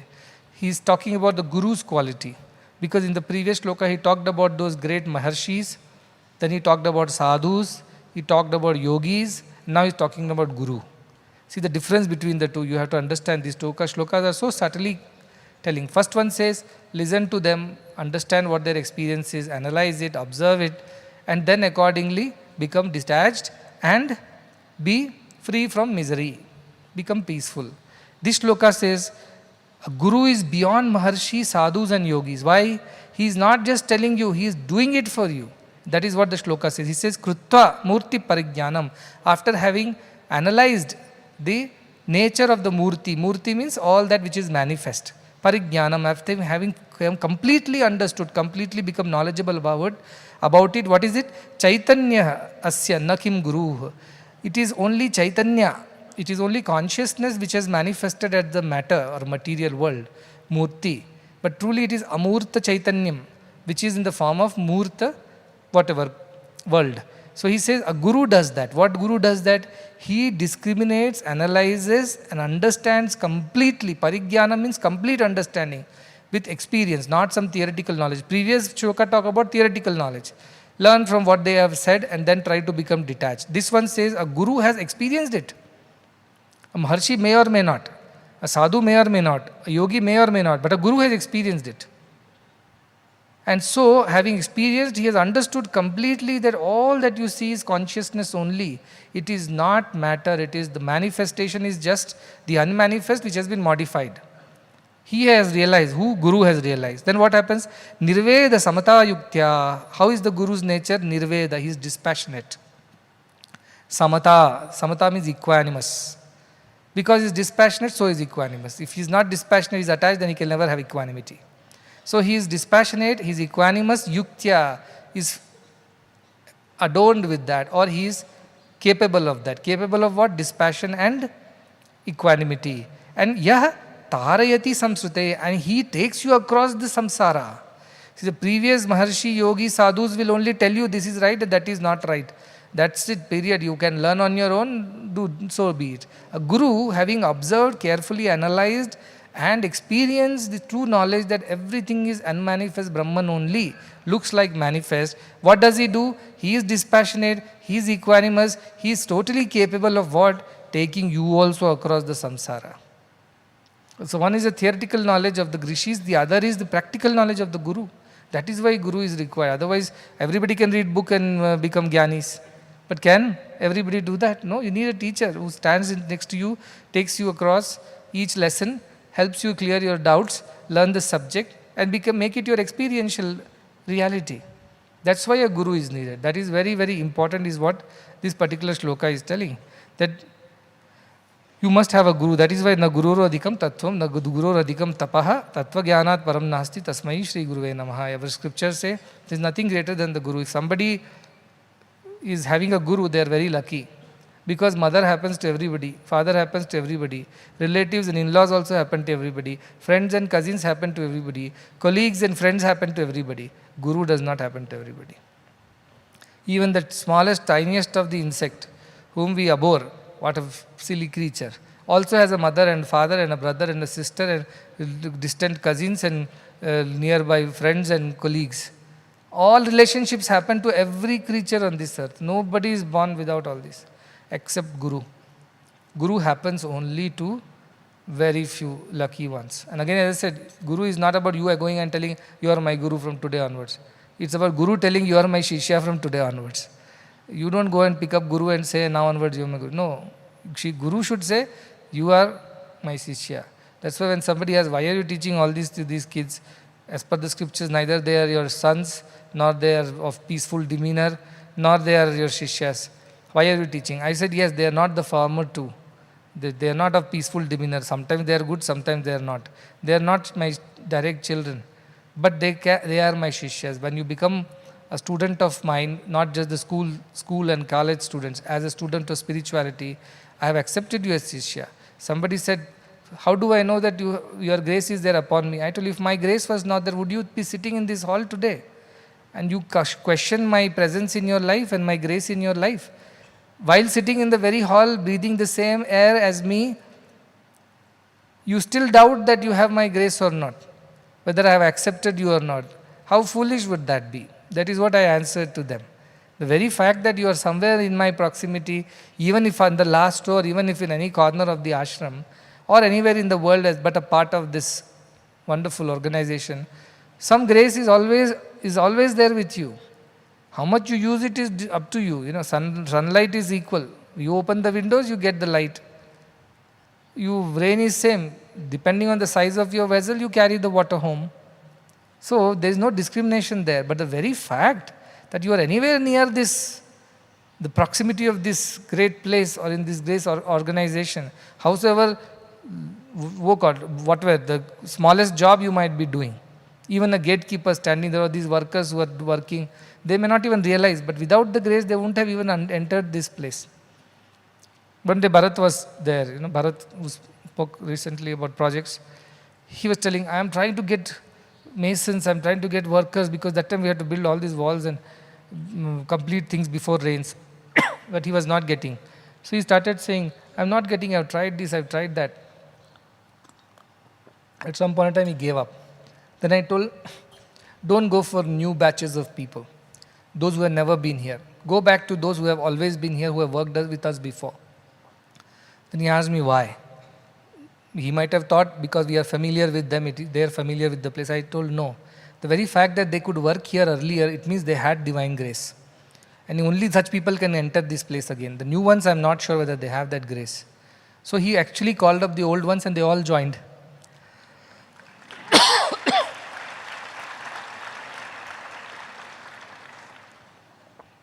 Suddenly from some 120, 200 people, it became some 900,000 people. Because he called up each one of those contractors who had worked in this place before. I said, they are the only people who have some grace. These new ones, though they will be big companies, they will not come because they don't have the grace. So take those first. The one moment he called, they joined. Then he said, I took the hint from your direction that only people who have had grace can enter this place. So now calling up the old vendors and contractors, we are able to continue the work. Many times people write, why you are only working with these people? Why not get some new people who will do it cheaper, who will do it better, who will do it nicer? I tell them the same thing. It is not just economics that is at work here. It's also their spiritual deservedness that allows them to be here or not be here. They have some Purva Janma Prapti, because of which they are able to come here and work. The smallest of the worker also comes here, like the monkeys in Rama's mission of building a bridge.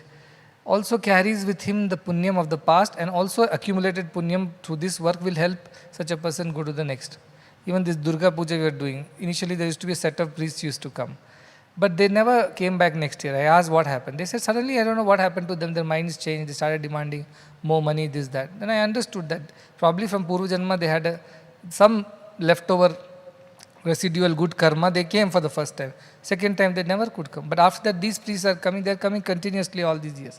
And can you believe these priests are so nice? They are very poor, they live in that Sundarban area, very, very far away from the mainland, they into those islands. And what happens there?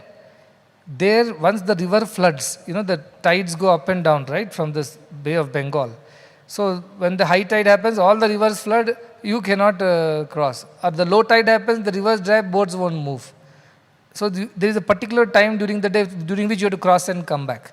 If you miss that time, then you are stuck on either sides. That kind of work these people are doing. And these priests lived there. And this priest was not having a home. It had fallen off because it was a mud house. And it got, in those rains that lashed on that ground of the poor village, this man's house got destroyed. So first time he had come, he had showed me the broken house. Then I told some devotees, please build a pakka house for this man. He comes every year. So we built the house, we did everything for him and his son. Small 2 houses next to each other. And then he gives up that house for Sai Swasthya Center. He says, use that room for Sai Swasthya in my village. I will adjust. Is it not punyam, you tell me? A priest who hardly earns anything, that too in that remote village, he himself is surprised. How did you find out that I exist in that village and call me all the way to Bangalore, Muddenahalli? That itself is a miracle to him. How did we even chance upon him?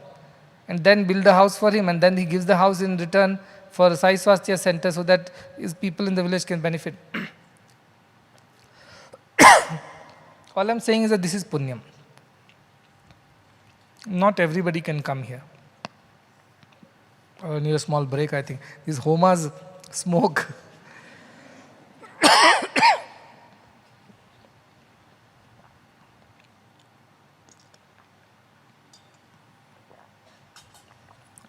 Our poor Narasimha has not recovered only from that smoke and cough. So there is another shloka in the next page, 59, which is also beautiful about Guru. This I have borrowed from Viveka Chudamani.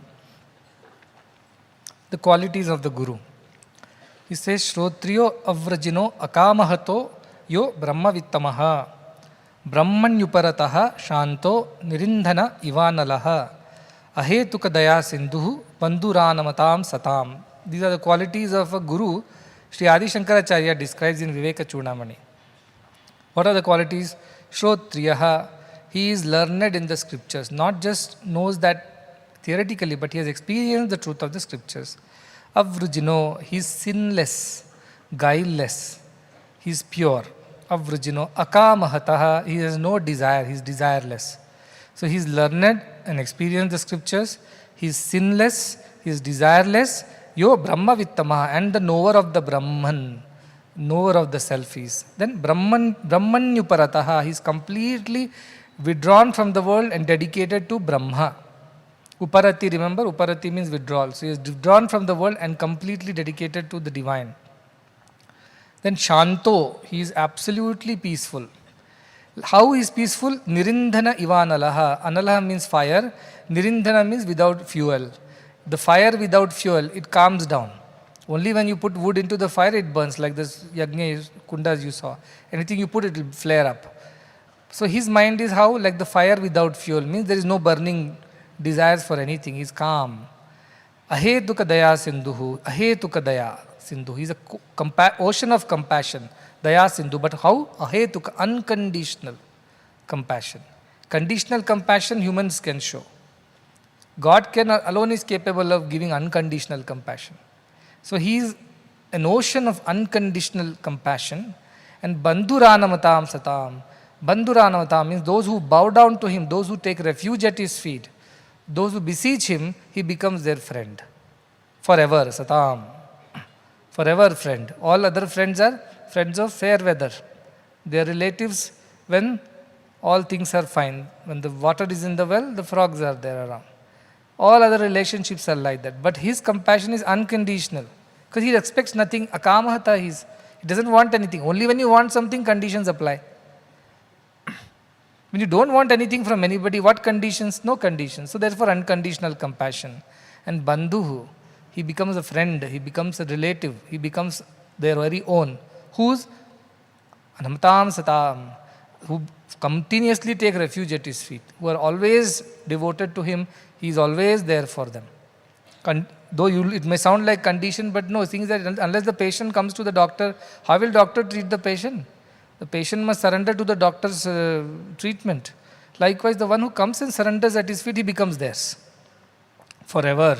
That is the best part. Not on Monday and then not on Tuesday, again on Wednesday. No, not like that. The one who completely surrenders, this Guru becomes theirs forever.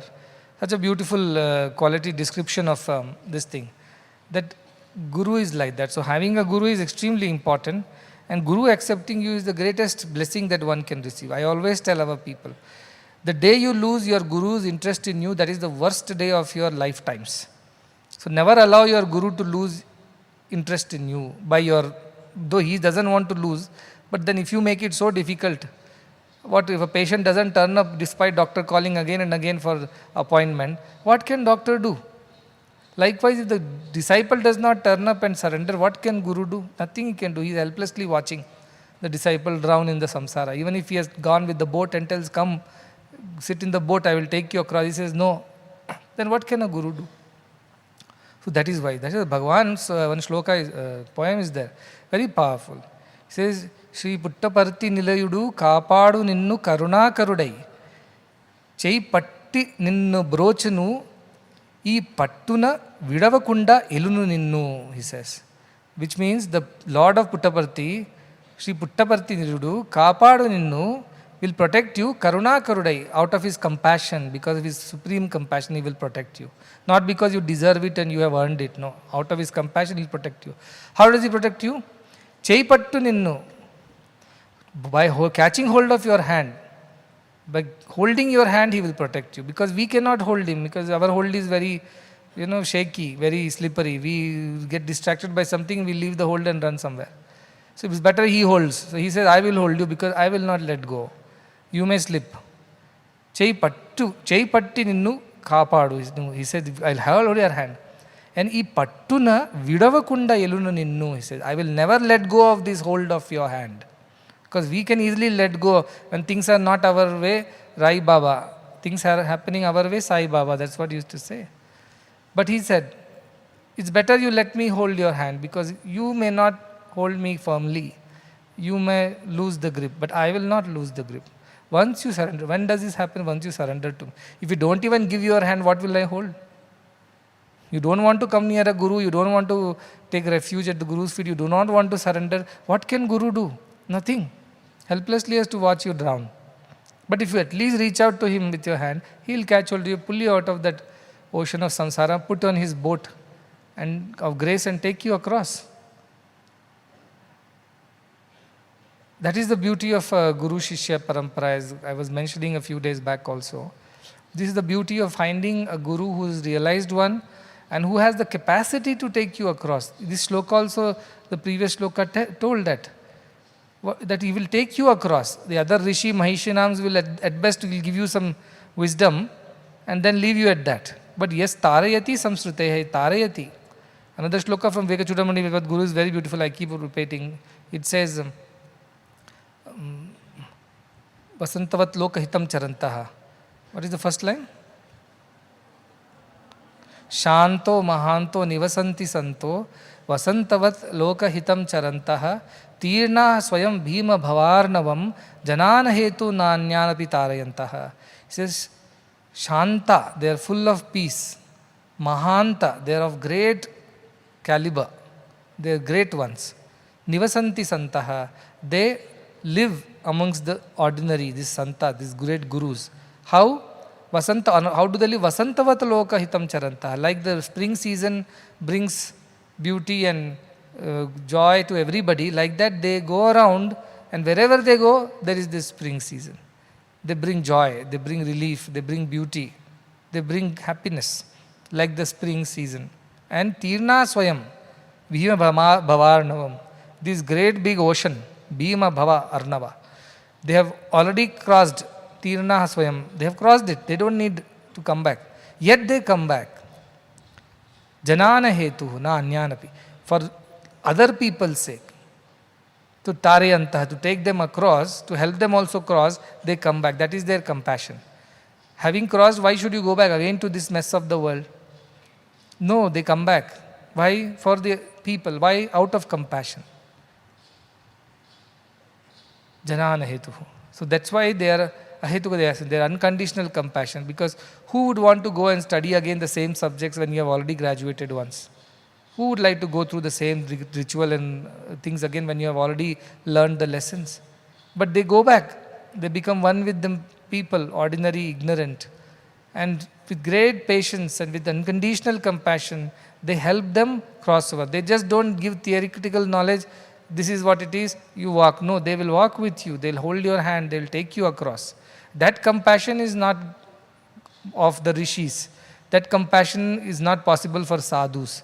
That compassion is not possible for the yogis. It is possible only for the Guru. So in these two shlokas, Ashtavakra is telling, look at, there are those who have learned this and have taught about it. Learn about that, learn drishtra, completely observe that, nirvevida mapanna, become detached, and ko na shamyati manava, and how can you not be happy after that? And the second shloka says, but greater thing is if a Guru happens to you, who not only tells you what is right, what is wrong, but actually holds your hand and helps you walk across or take you across. So much personal love and compassion. If somebody can show you, you are very fortunate then. You are very fortunate. Because you have found the right kind of a Guru. So that is the beauty of our Ashtavakra's loving teachings. to Janaka, and also it tells him once in a while that you are very, very lucky that I am there for you, I am here for you and I am taking you across. That is the beauty of this shloka. That will go to the next shloka. Should be on page number 63, 9.7. And it is says, again similar tone, observe and analyze and carefully understand everything that is around you. What is you observe? Pashya bhuta vikaranstvam bhuta matran yatharthatah tat kshanad bandha nirmuktah swarupastho bhavishyasi. It says pashya means see, carefully see, not just see, observe. What? Bhuta vikaran, all the modifications of the elements. Look around you, everybody is a modification of all the 5 elements. And tvam bhuta matran yathartha, do this and realize that what exists is only the elements. Yathartha, truly what exists is the elements, but they are all modifications of it, like the same gold modified into various ornaments. Our bodies are modifications of elements. We are made of the same 5 elements, right? But in some things are more, in some things are less in different proportions. So some are taller, shorter, fatter, thinner, fairer, darker. These are just modifications of elements. At the end you burn it all, they will become 5 elements and disappear into the ether. We don't remain the same anymore once we burn ourselves down. So these bodies are modifications of the same elements. But if you break it down into its constituent elements, we are the same. Maybe a little proportionate differences here and there. But we are made of the same elements of the earth, air, water, fire, space, and whatever other compounds and molecules and elements, chemical compounds. All this is that's all it is. If you break it down into the basic blocks, building blocks, we are all the same. Maybe the quantities and proportions are a little different, but we are made of the same quality. This quality of us is same. So he says, carefully observe. Bhuta vikaranstam, bhuta matra yathartataha. In the actual truth, in reality, all these are elements modified. Don't get fooled by their different shapes, sizes, colors and qualities. Don't get fooled by that. He says, tat kshanat. That moment, the moment you observe and analyze this and get it right, what happens? Tachanat bandha nirmukta, become free from the bondage. At that very moment, become free from the bondage. And swarupastho, become established in your true form. See, it's a nice oxymoron. First he says, all forms are just elements. So don't you get too confused and attached to anything here. And then he says, become established in your true form, swarupa, your true form. It is a way to say, the true form is no form actually. But swarupastho, bhavishyasi, become established in your true nature, true form, which has no name, form, no attributes, no gunas, no modifications, no distortions, nothing. It is pure self, unchanged, unmanifested. Become that, he is saying. So the idea is that our attachments to the world comes from where, you tell me? From the wrong knowledge only, right? That all this is different, this is something greater, that is lesser, this is nicer, that is not nicer. These are all our ideas. But if you break it down, like if you have an X-ray vision. Suppose we have X-ray vision right now, what happens? I'll see you all as skeletons sitting here. You know, something he made and brought. Put some cough thing in the water. So the idea is, if I suppose have an X-ray vision, and imagine for one day, everybody in the ashram has only X-ray vision. They can't see people as people. They only see as walking, talking, moving skeletons. Now tell me, how can you get attached to somebody? Yes, somebody may be a slightly taller skeleton, somebody be a 6th class will be a smaller skeleton. But if you just develop that vision and only see skeletons walking around, how will you develop attachment to somebody? Oh, I want to be friends with them. I don't like them. This is nicer, that is not nicer. Can you develop any attachment to anybody after that? Because everybody looks the same. Isn't it? If I skin you, as they say, not literally, but if I just remove this cover, the packaging, inside us, the same organs, same bones, same flesh, same veins, same nerves, everything is same. Just remove the skin, the packaging. There itself you can become a jnani. What am I getting attached to? And like that you break it down further. Remove the skin, you come to the muscles, the flesh. Remove that, you come to the organs. Or break it down further, you come to the molecules, the cellular level you come down to. Then in the deep down in the cell, you will meet the elements and molecules. Break it down further, you will meet atoms. Break it down further, you will meet nucleus and electrons. Break the nucleus down, you meet subatomic particles, neutrons and protons. And do break it down further, you will meet something called God particle, this, because they really don't know how to call it. But something exists there, a mystical thing, an energy exists there, which holds all these things together. So we will find only empty spaces. But we get so attached because of the external looks and appearances. It seems once a prince was there. He went on a hunting expedition in the forest, and near a beautiful place, a lake, he saw some girls bathing. In that there was a very beautiful girl, very fair complexion, extremely delightful to see. And being a prince, he became desirous of this woman. And then he wanted to marry her. So he came back, and he was very forlorn and very down and did not eat, did not enjoy anything. So his father saw his plight and asked, what happened since you came back from the forest, from that hunting, you never been the same. Is there anything wrong? Then he told, I saw some girls bathing in the pond there, and one of them was so beautiful that I just can't not think of her. I am just so smitten by her beauty, and I think I want to marry her. The king says, oh, you are the prince of this kingdom. Any girl of this kingdom can come to you and become your queen. I will take care of that. You don't worry. So they make some inquiries and find out that she is the daughter of a rich merchant in the town. So king says, oh, this merchant I know. I will call him and ask for the hand of the daughter in marriage to you. Prince is very delighted. He is very excited.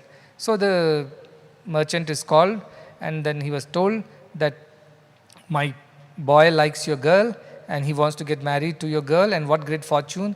We generally marry only in the families of kings and princes, but you are an ordinary merchant. Yet this is a great privilege that I am giving you because my son likes your girl.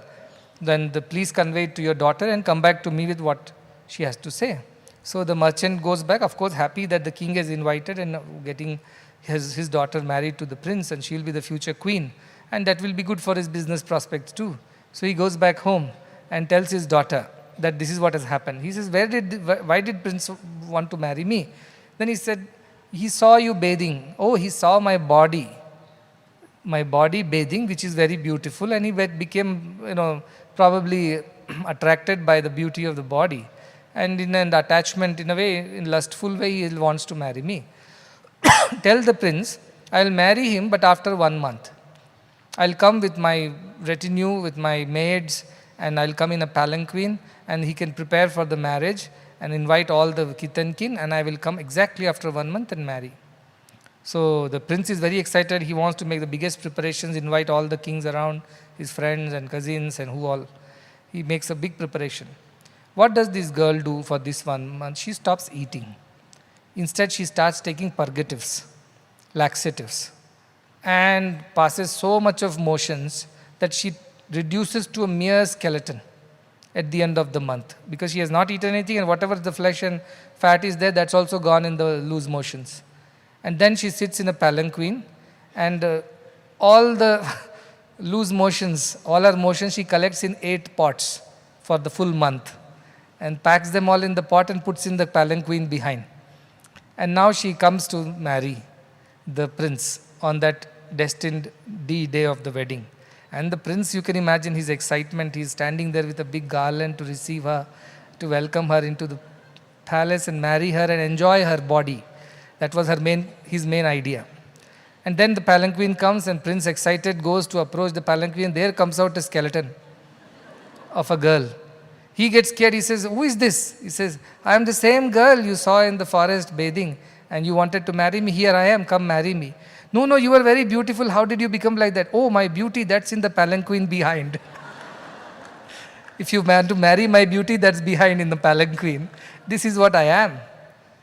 Then the prince realizes the essence of what this girl was teaching. Beauty is only skin deep, as they say. Remove the skin. Where is the beauty? We all look like those anatomy cadavers. in the medical college. We are same, 5 elements.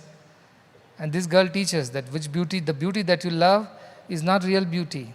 That beauty will disappear. Tomorrow after 5 years, 10 years, 20 years, she will become old, let us say, or sick. Would he be able to still love her? No, because he was only trying to love the beauty, attracted by the external look. That is how most of the people fall in love in today's times. In old times, the parents did not allow this to happen. They got the marriages fixed even as they were born. The lineages were matched. The parents decided that this girl will marry this boy in this house. And when the girl was 5 or 6, it was already decided, the what you call Nishchitartham was done. It means confirmation was done that this girl will marry this boy. And the elders decided. Why? They looked at the lineage, because they knew that a soul will be born in the same kind of family again and again. So if there is a noble family, the soul born in the family will also be noble. With that idea, they used to fix the marriages. And when the girl attains maturity, the boy attains adolescence, then the girl was transferred from the mother's house to the house of the in-law. That is why the first delivery of the baby always happened at mother's house, because the girl was still very young. She needed somebody whom she could confide in, share her problems. And mother was very necessary because girls were quite young. And these marriages used to also happen early because people never lived very long in the old times. That's why the blessing of Shatamanam Bhavati, may you live for 100 years. Today people live for 100 years without the blessing also, because medical technology and our conquest of diseases has allowed us to live that long. In Japan, even people live for 110 years, 115 years. So long they live. But those days, there were wars, there were famines, there were droughts, there were diseases, infectious pandemics were there, because of which people died early. And even the children born were dying. Like most of our grandparents, if you go and ask, they might have had 10 children, but 5 would have died or 3 would have died. It's a very common thing. So also people used to marry, multiple wives used to have, because even women used to die delivering babies. So to continue the lineage and continue the family and to take care of the other children who became orphaned, they used to marry. So that was the time, place and situation. See, everything has to be looked at from the context of what was happening in those times. No, simply saying that was ridiculous, that was bad, that was a very male chauvinistic. No, all this is just our understanding in today's time. Don't copy paste those philosophies. Understand the essence of why these things used to happen that way in those times. So those were also days like this. That's why elders decided that these youngsters will get attracted by the physical beauty and then make wrong decisions. They won't understand the inside of the person. They don't know the character. They don't know the jyotisha of it. They have never seen the lineage. And Bhagavan used to say, even to buy a dog, you look at the pedigree. But marriages happen like this, by looking at each other. You don't even want to check what was the grandfather like, what were the people like. That is how the disasters are happening. How many marriages are broken today? Forget that. I read in Ballari, one marriage happened, and soon after the marriage they filed for a divorce because the husband complained the wife knows no cooking other than boiling Maggi and feeding him. She only knows how to make Maggi noodles, that too the ready-made one. Just put in water, it boils, and that is what she is feeding me. So he decided to divorce her. So the court judge passed, of course, the verdict and said, kind of reasons that are coming up for broken marriages, it surprises me. There will be days when the divorce notices will be sent from the Mantapam, he said. There is one more marriage divorce happened because the husband never used to take bath. So wife said, I can't live with this man.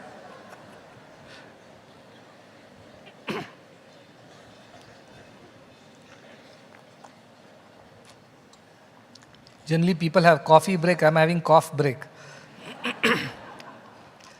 I think this is the last shloka, isn't it? No, inkokadu undi.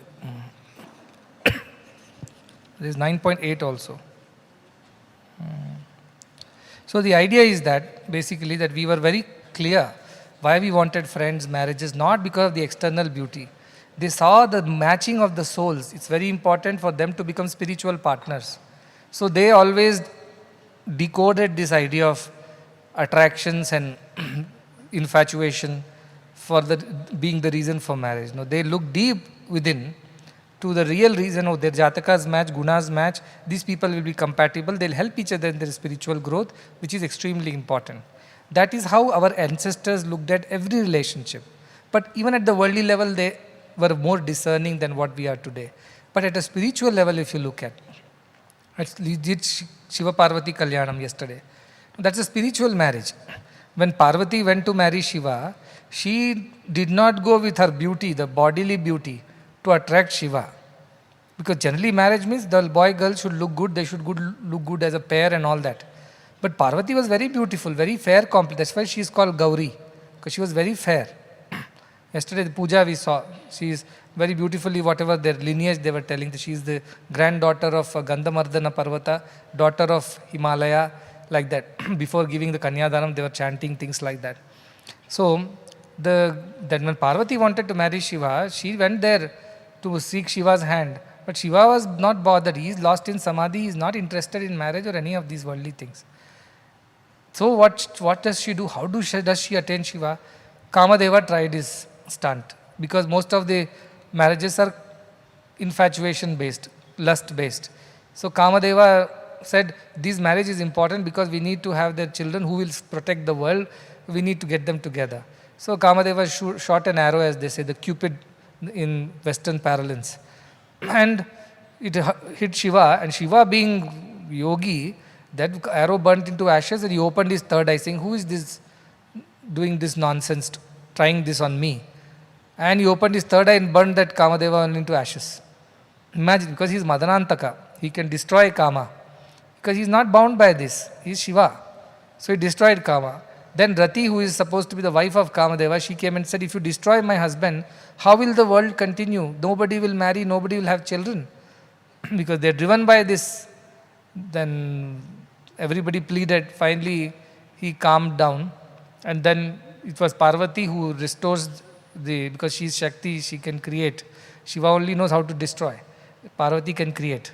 So she recreates Kamadeva out of the ashes and gives it back to her, his wife Rati, and they apologize and leave. But Shiva does not marry Parvati. Then Parvati says, the only way to receive Shiva's affection is to do tapas. Bodily I cannot attract him, because he is beyond all these attractions. So then she does tapas. That is what these 9 days, beautifully, somebody explained it very nicely, how she grows from one to the other, starting with Shailaputri, daughter of the Shaila, means mountain. Then from there it's called Brahmacharini. She becomes a Brahmacharini, an ascetic, and continuously meditates on Shiva.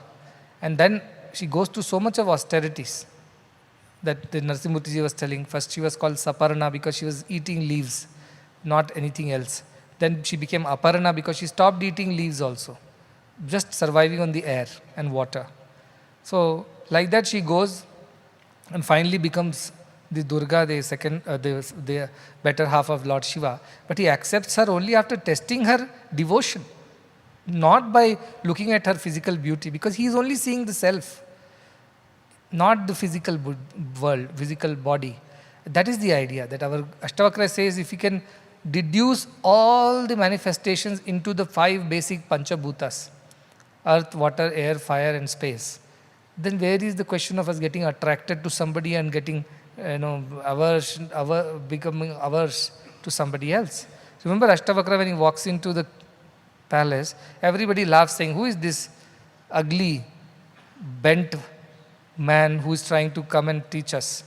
And then Ashtavakra says, oh, I thought I've entered the court of wise men, but I realize now that I've entered the court of the shoemakers, people who work with leather, because they're only interested in my skin.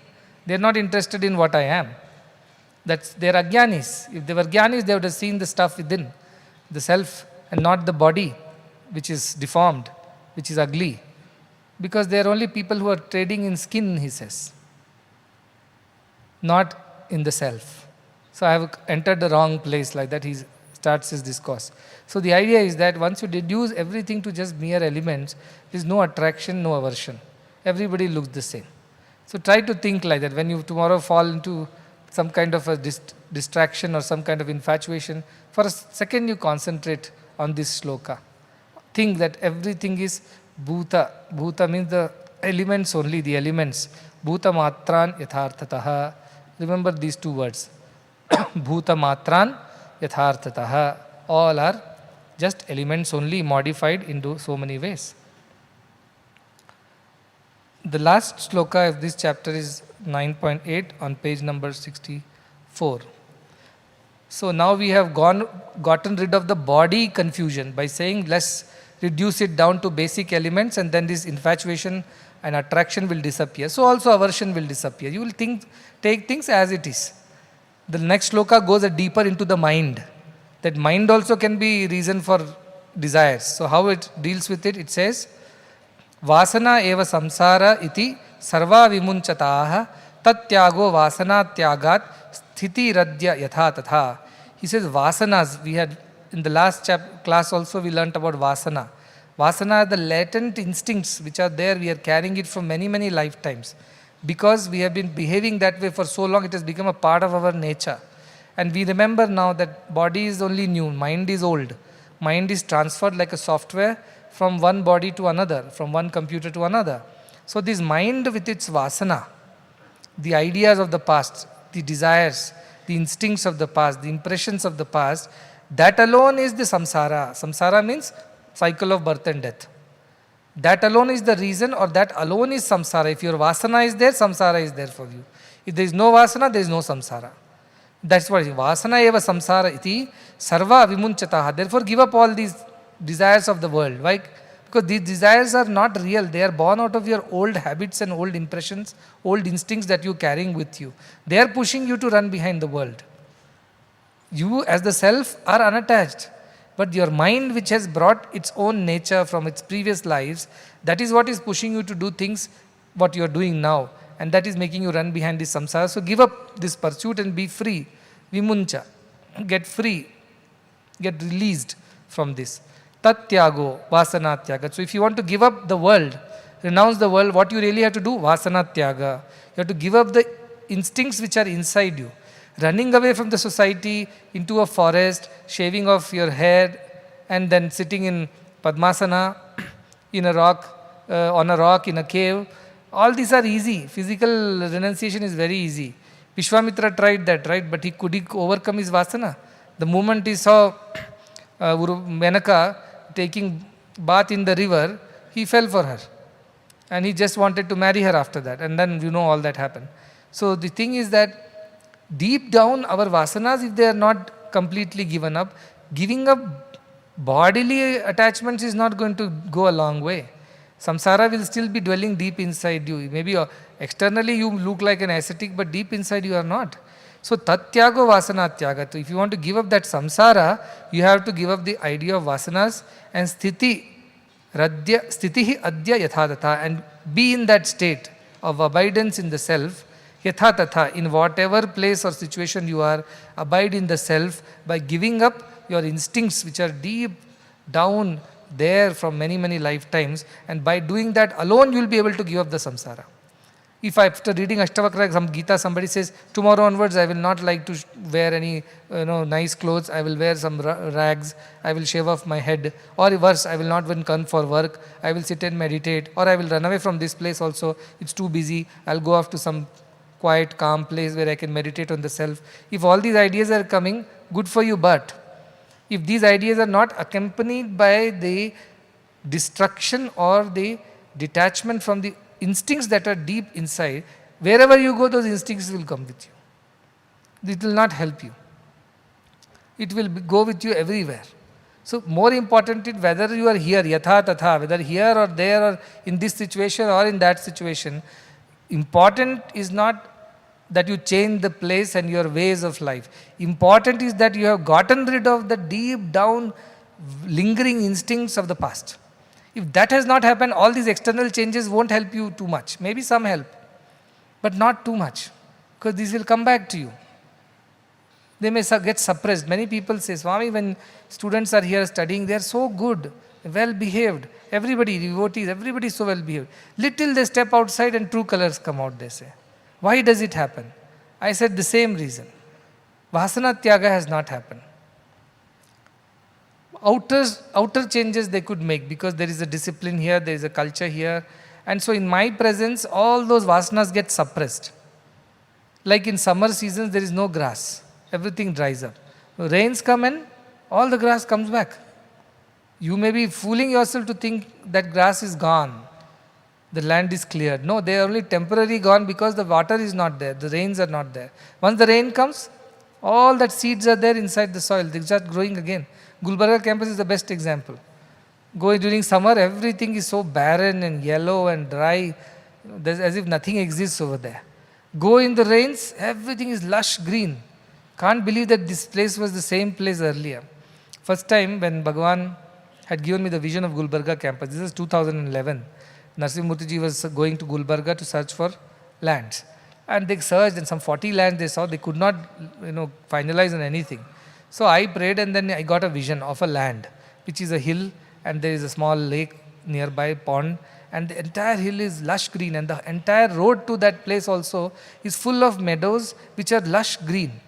Beautiful it was. So I told Narsimhamurtiji on the phone, I don't know which place you are in, but I have seen a place which is meadows and vast lands, and the road travels in between these meadows, and they're beautiful green, lush green everywhere. And there is a lake here and an old road like this. I described something. And he said, I have understood which land you are talking about. So they finalized the Kamalapura, our Navanihala land, and that is how the first campus came up. But I went there sometime later, maybe in the month of March or April. I went there, everything was brown and dry, and I think our Narsimhamurti sir got the wrong land. This doesn't look like the one I saw. What I saw was full of green trees and lush meadows and beautiful landscape. This is such a boring, dead and dry place. And I was very shocked. So I told him out of my doubt that I'm not sure whether you got the right land, because what I described, he said, no, when you were describing it was like that only. Green and lush and beautiful. This is summers, that's why it has become. When we come back in again rains, it will become green again. So when I went back again during the rains, it was like what we saw.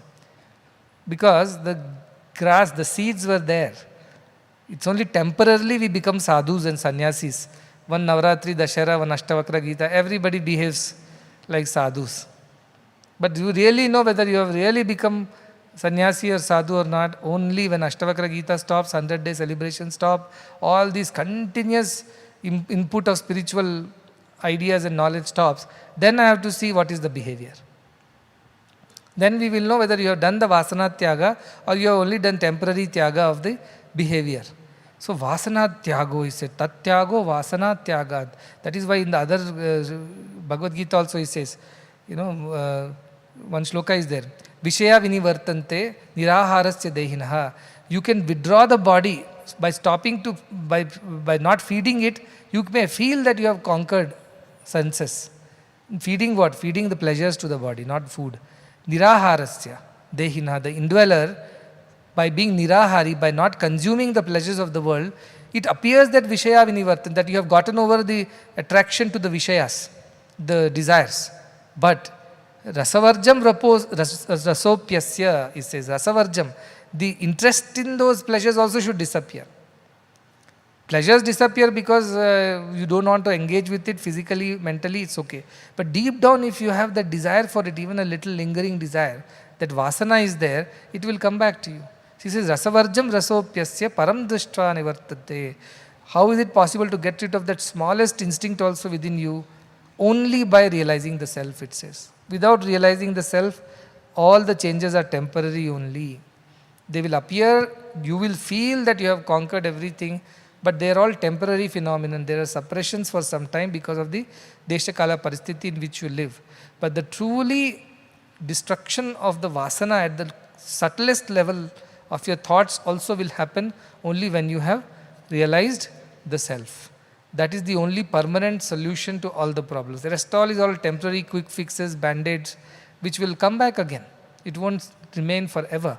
So that is why this scripture goes on repeating that realize the self, be in that swasthiti, be in that swaswarupa, because that is your true nature. Only when you have realized that will this, whatever the problems or whatever you call it, the difficulties of unable to overcome the lower ideas and instincts would cease to be. Till then, it will continue to trouble us every now and then. Only when you have totally dissolved yourself in the ultimate realization of the highest self, that is when Once for all these vasanas will disappear. It's like uprooting the grass, not trimming the grass, not mowing the lawns, but actually uprooting it. That's why, remember, Chanakya and Chandragupta were going, and while they were walking, there was a thorny bush, and Chanakya happened to step on it, and the thorn pricked his foot. So Chandragupta immediately thought of taking the plant away.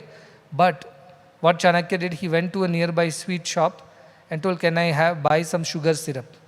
So the shopkeeper sold him a little bit of sugar syrup. Then he came with the sugar syrup and poured it into the roots of the tree, the bush, thorny bush.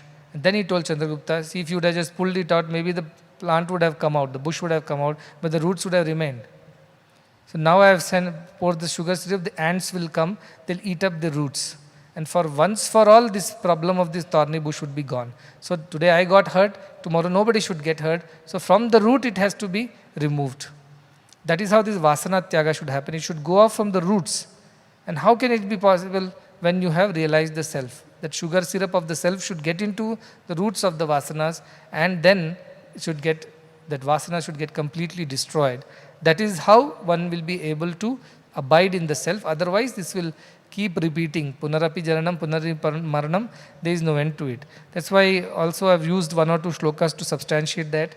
On 68 I have written, Yached Vang Manasi. You know this shloka from Kathopanishad. Yached Vang Manasi Prajna Tad Yached Jnanatmani Jnanatmani Mahatini Yached Tad Yached Shantatmani. Take all your senses, put them in the mind. That means think and behave. Don't just behave driven by instincts. Think a bit. Let the mind analyze. And then you decide what to accept and what not. Yached Vang Manasi Prajna. The wise one does that. Then take the mind and put it into Jnanatmani, intelligence, discrimination. Discriminate before everything. Is it going to take me to God or take me away from God? Keep discriminating. Then Jnanatmanati Mahatini Yached. Even the discrimination should be further dissolved into a higher sense of knowledge, which is it good for everybody or not? Higher good, greater good is what you should apply. Mahatini Yached, Tad Yached Shantatmani. And then finally, elevate your mind to that level that it becomes one with the mind of God, Shantatmani. Where you don't have to think also, you don't have to discriminate also, you are driven by the inspiration from inside. Intuition, instinct and intelligence, right? Instinct is senses. Intelligence is mind. But intuition is the divine inspiration. So if you can purify yourself and live by the divine inspiration, then whatever you do is right.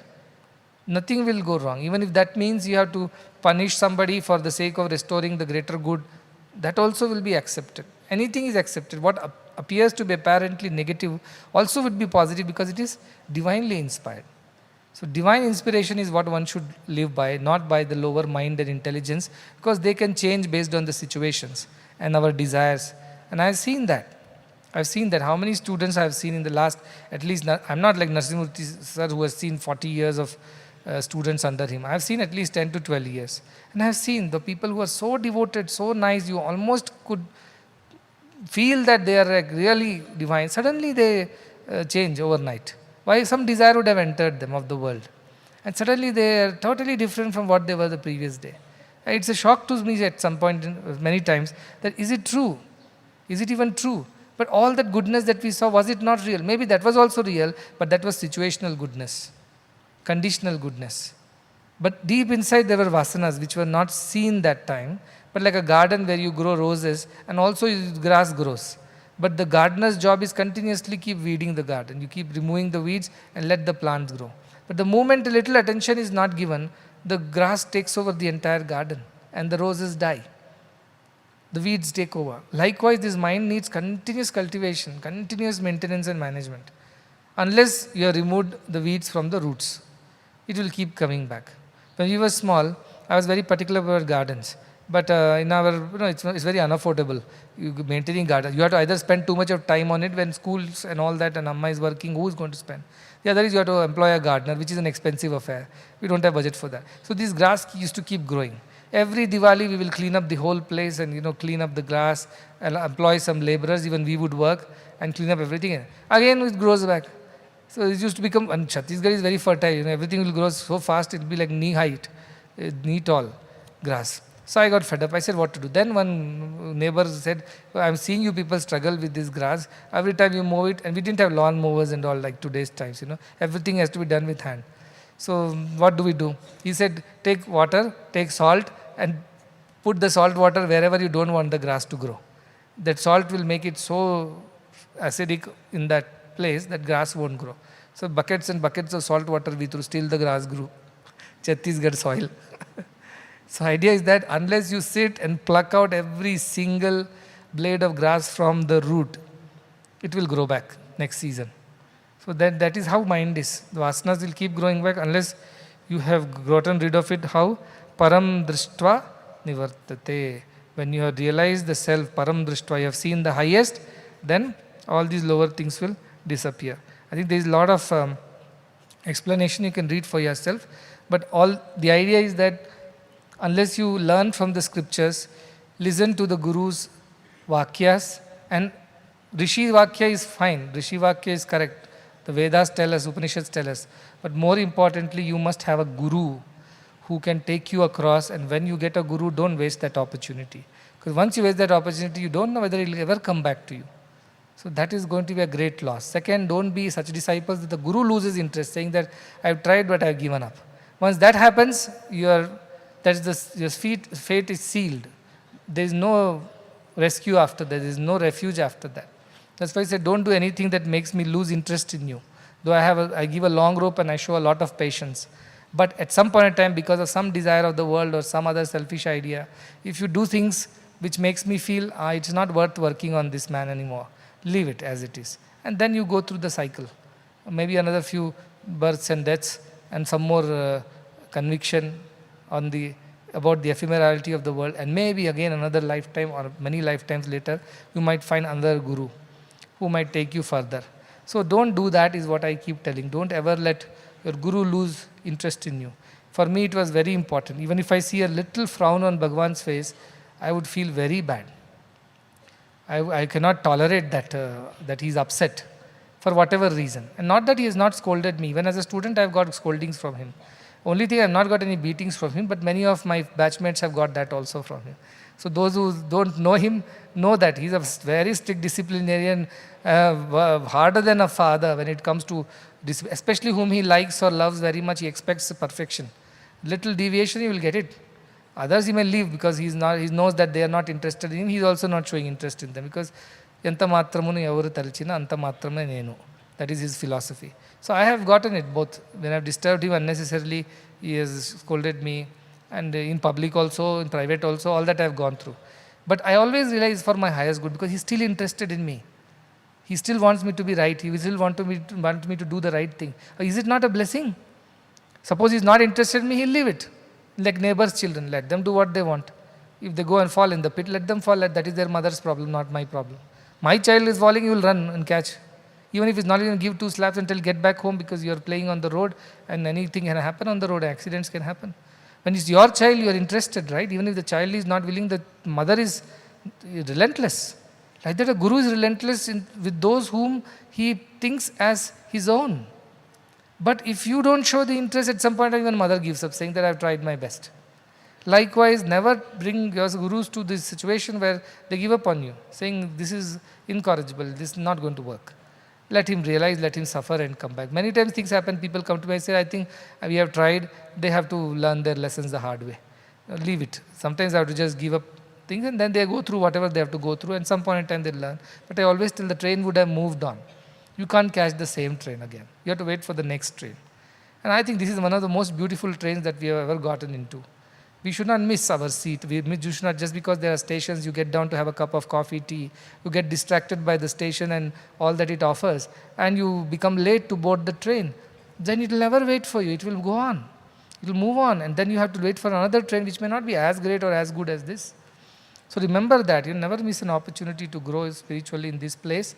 And all the things have been designed only to help you do that. Remember that and meditate on these great ideas.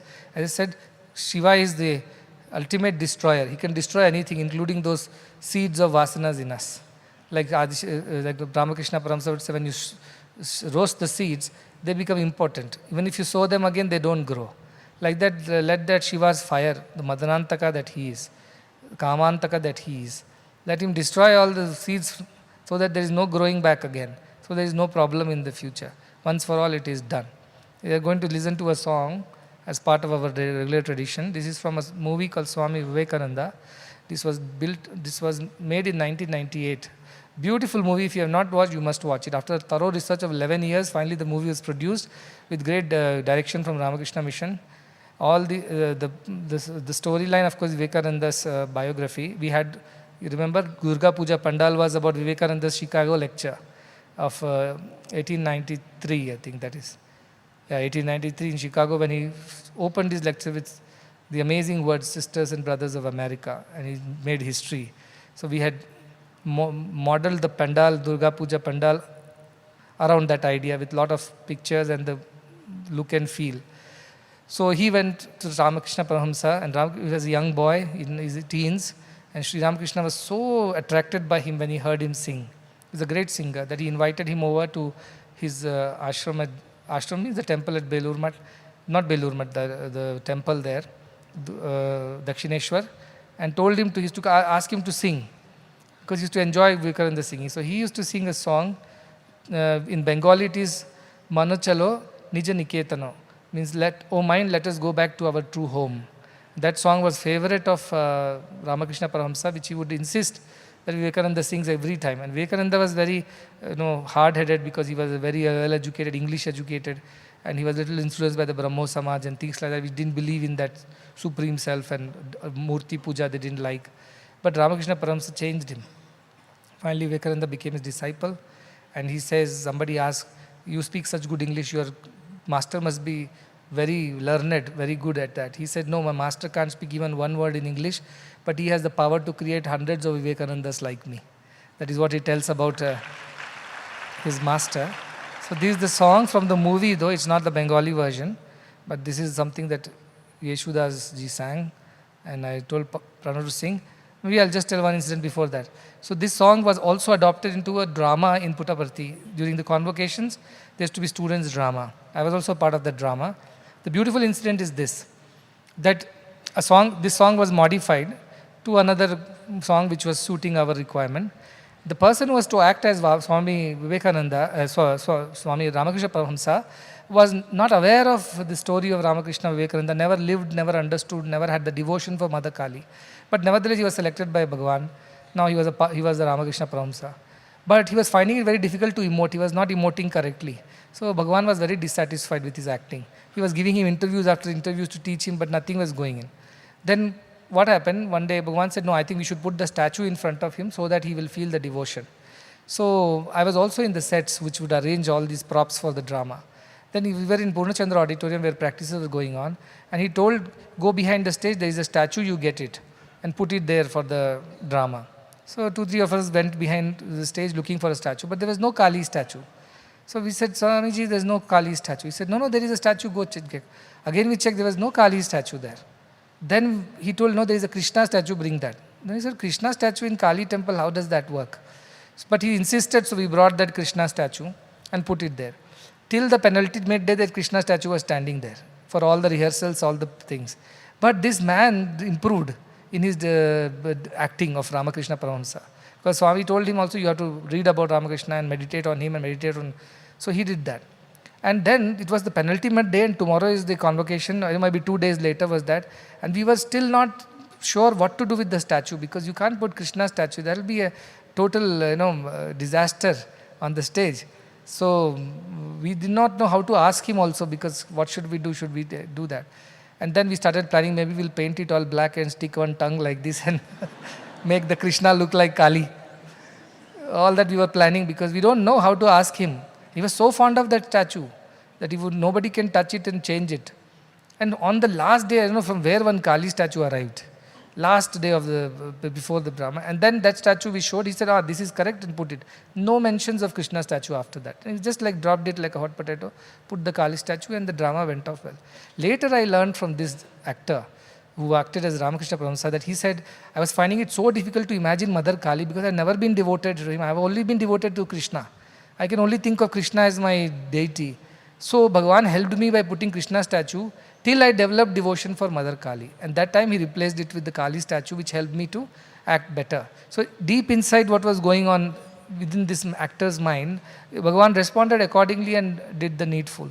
So that was a part of that. And there was this song, the convocation drama had a version of it, which he was very fond of. I remember every day we will go for rehearsal.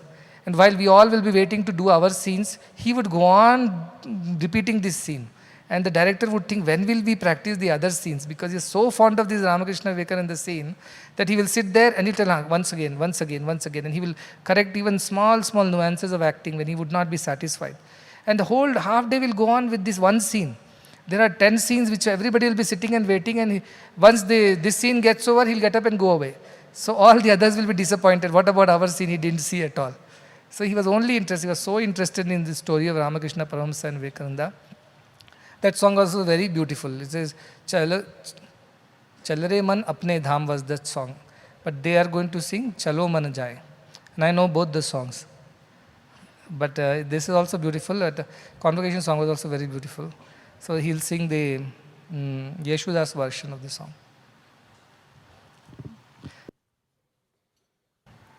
Just explain the meaning or whatever the picture of the meaning.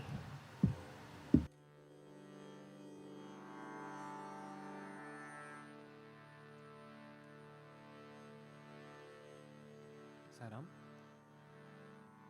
as Swami has already explained, and that song goes like this. Chalo man jaye apne ghar, O mind, let's return to our true home, which is spiritual abode. Is pardesh mein, O pardesh mein, in this foreign land, and which is material world, kyun pardesi rahe? Why do we continue to live as strangers, away from our true nature? So that is the essence of the whole song. This is presented in Rag Ahir Bhairav.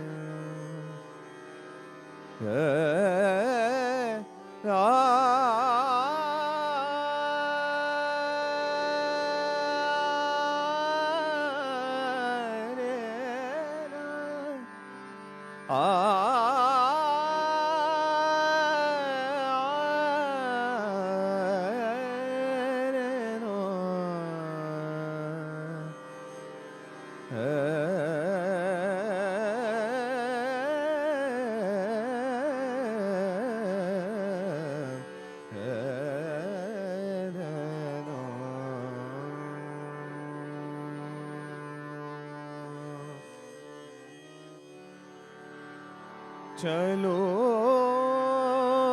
मन जाए घर ये अपने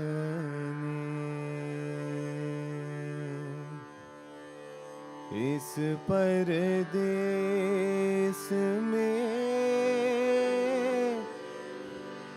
ओ परदेस में क्यों परदेसी रहे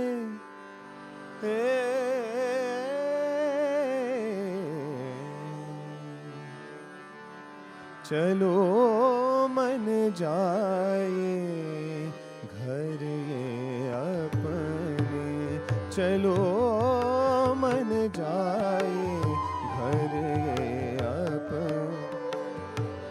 इस परदेस में, ओ परदेस में, इस परदेस में, ओ परदेस में, क्यों परदेसी रहे। चलो मन जाए घर ये अपने, चलो मन जाए घर ये अपने।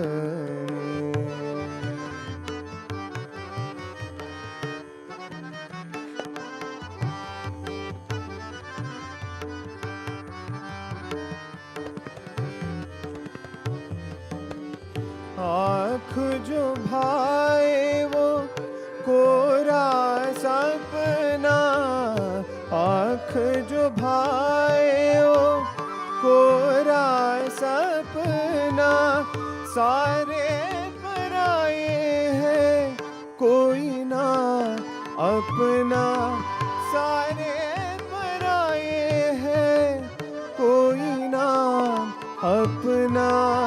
ऐसे झूठे प्रेम पे परना, ऐसे झूठे प्रेम में परना, भूल में काहे जिए। चलो मन जाए घर ये अपने, चलो मन जाए घर ये अपने।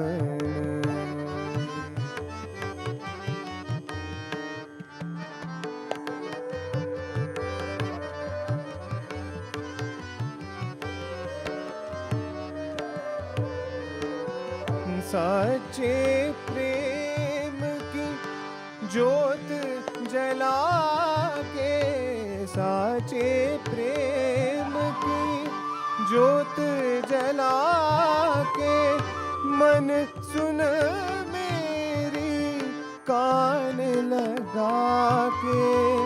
सच्चे प्रेम की ज्योत जला के, मन सुन मेरी कान लगा के।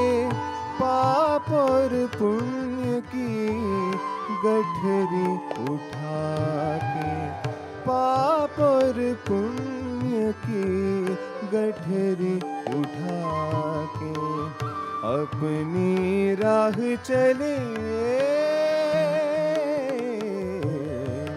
चलो मन जाए घर ये अपने, चलो मन जाए घर ये अपने।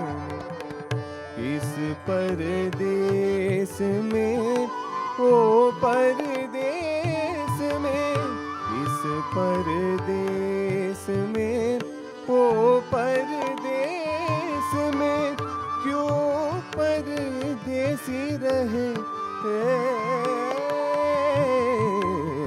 चलो मन जाए घर ये अपने, चलो मन जाए घर ये अपने, घर ये अपने, घर ये अपने।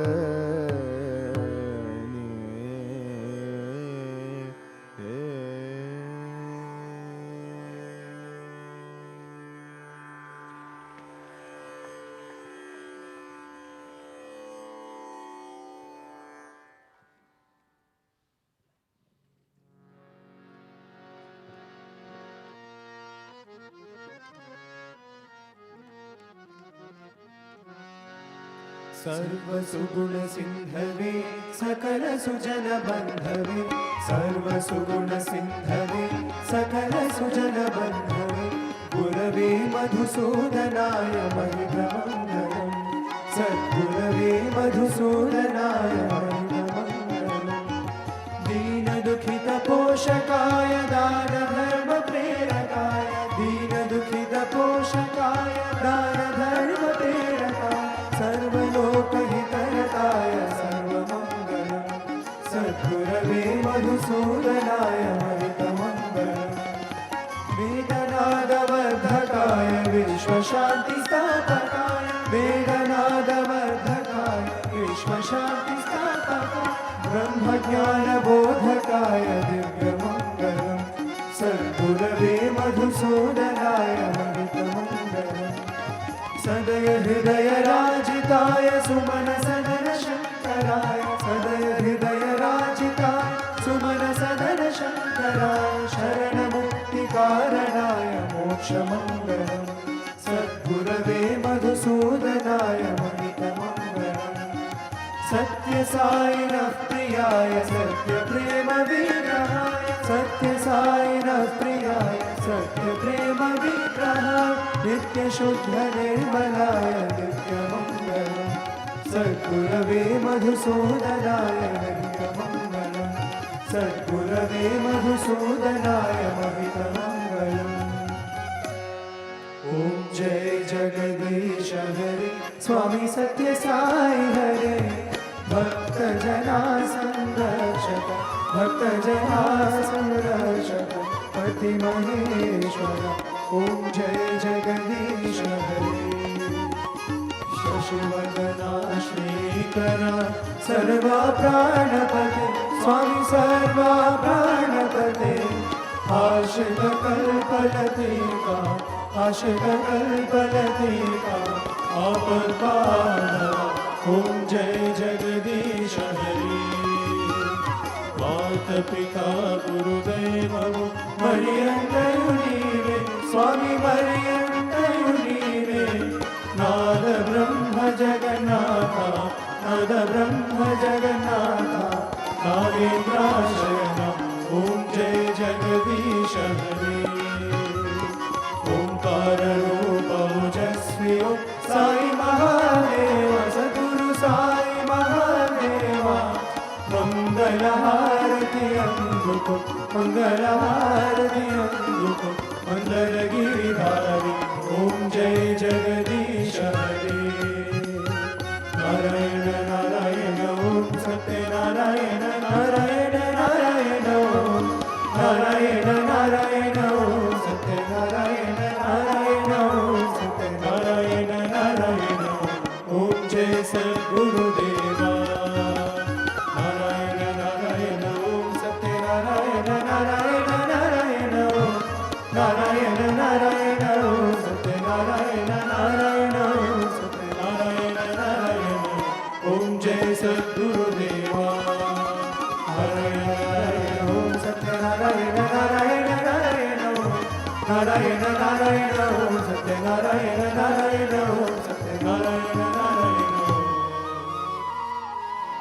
ओम जय सद्गुरुदेवा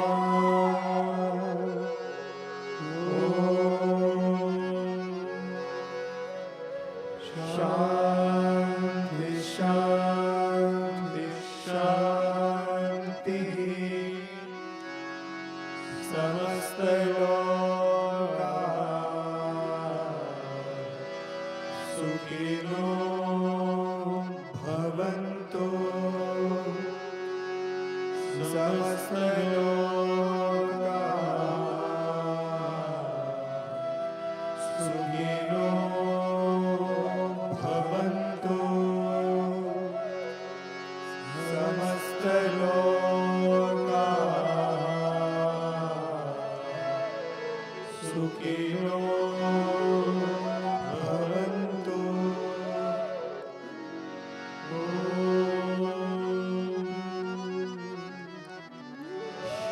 शान्ति शान्ति शान्तिः जय बोलो भगवान श्री सत्य साई बाबा जी की जय जय बोलो सद्गुरु श्री मधुसूदन साई जी की जय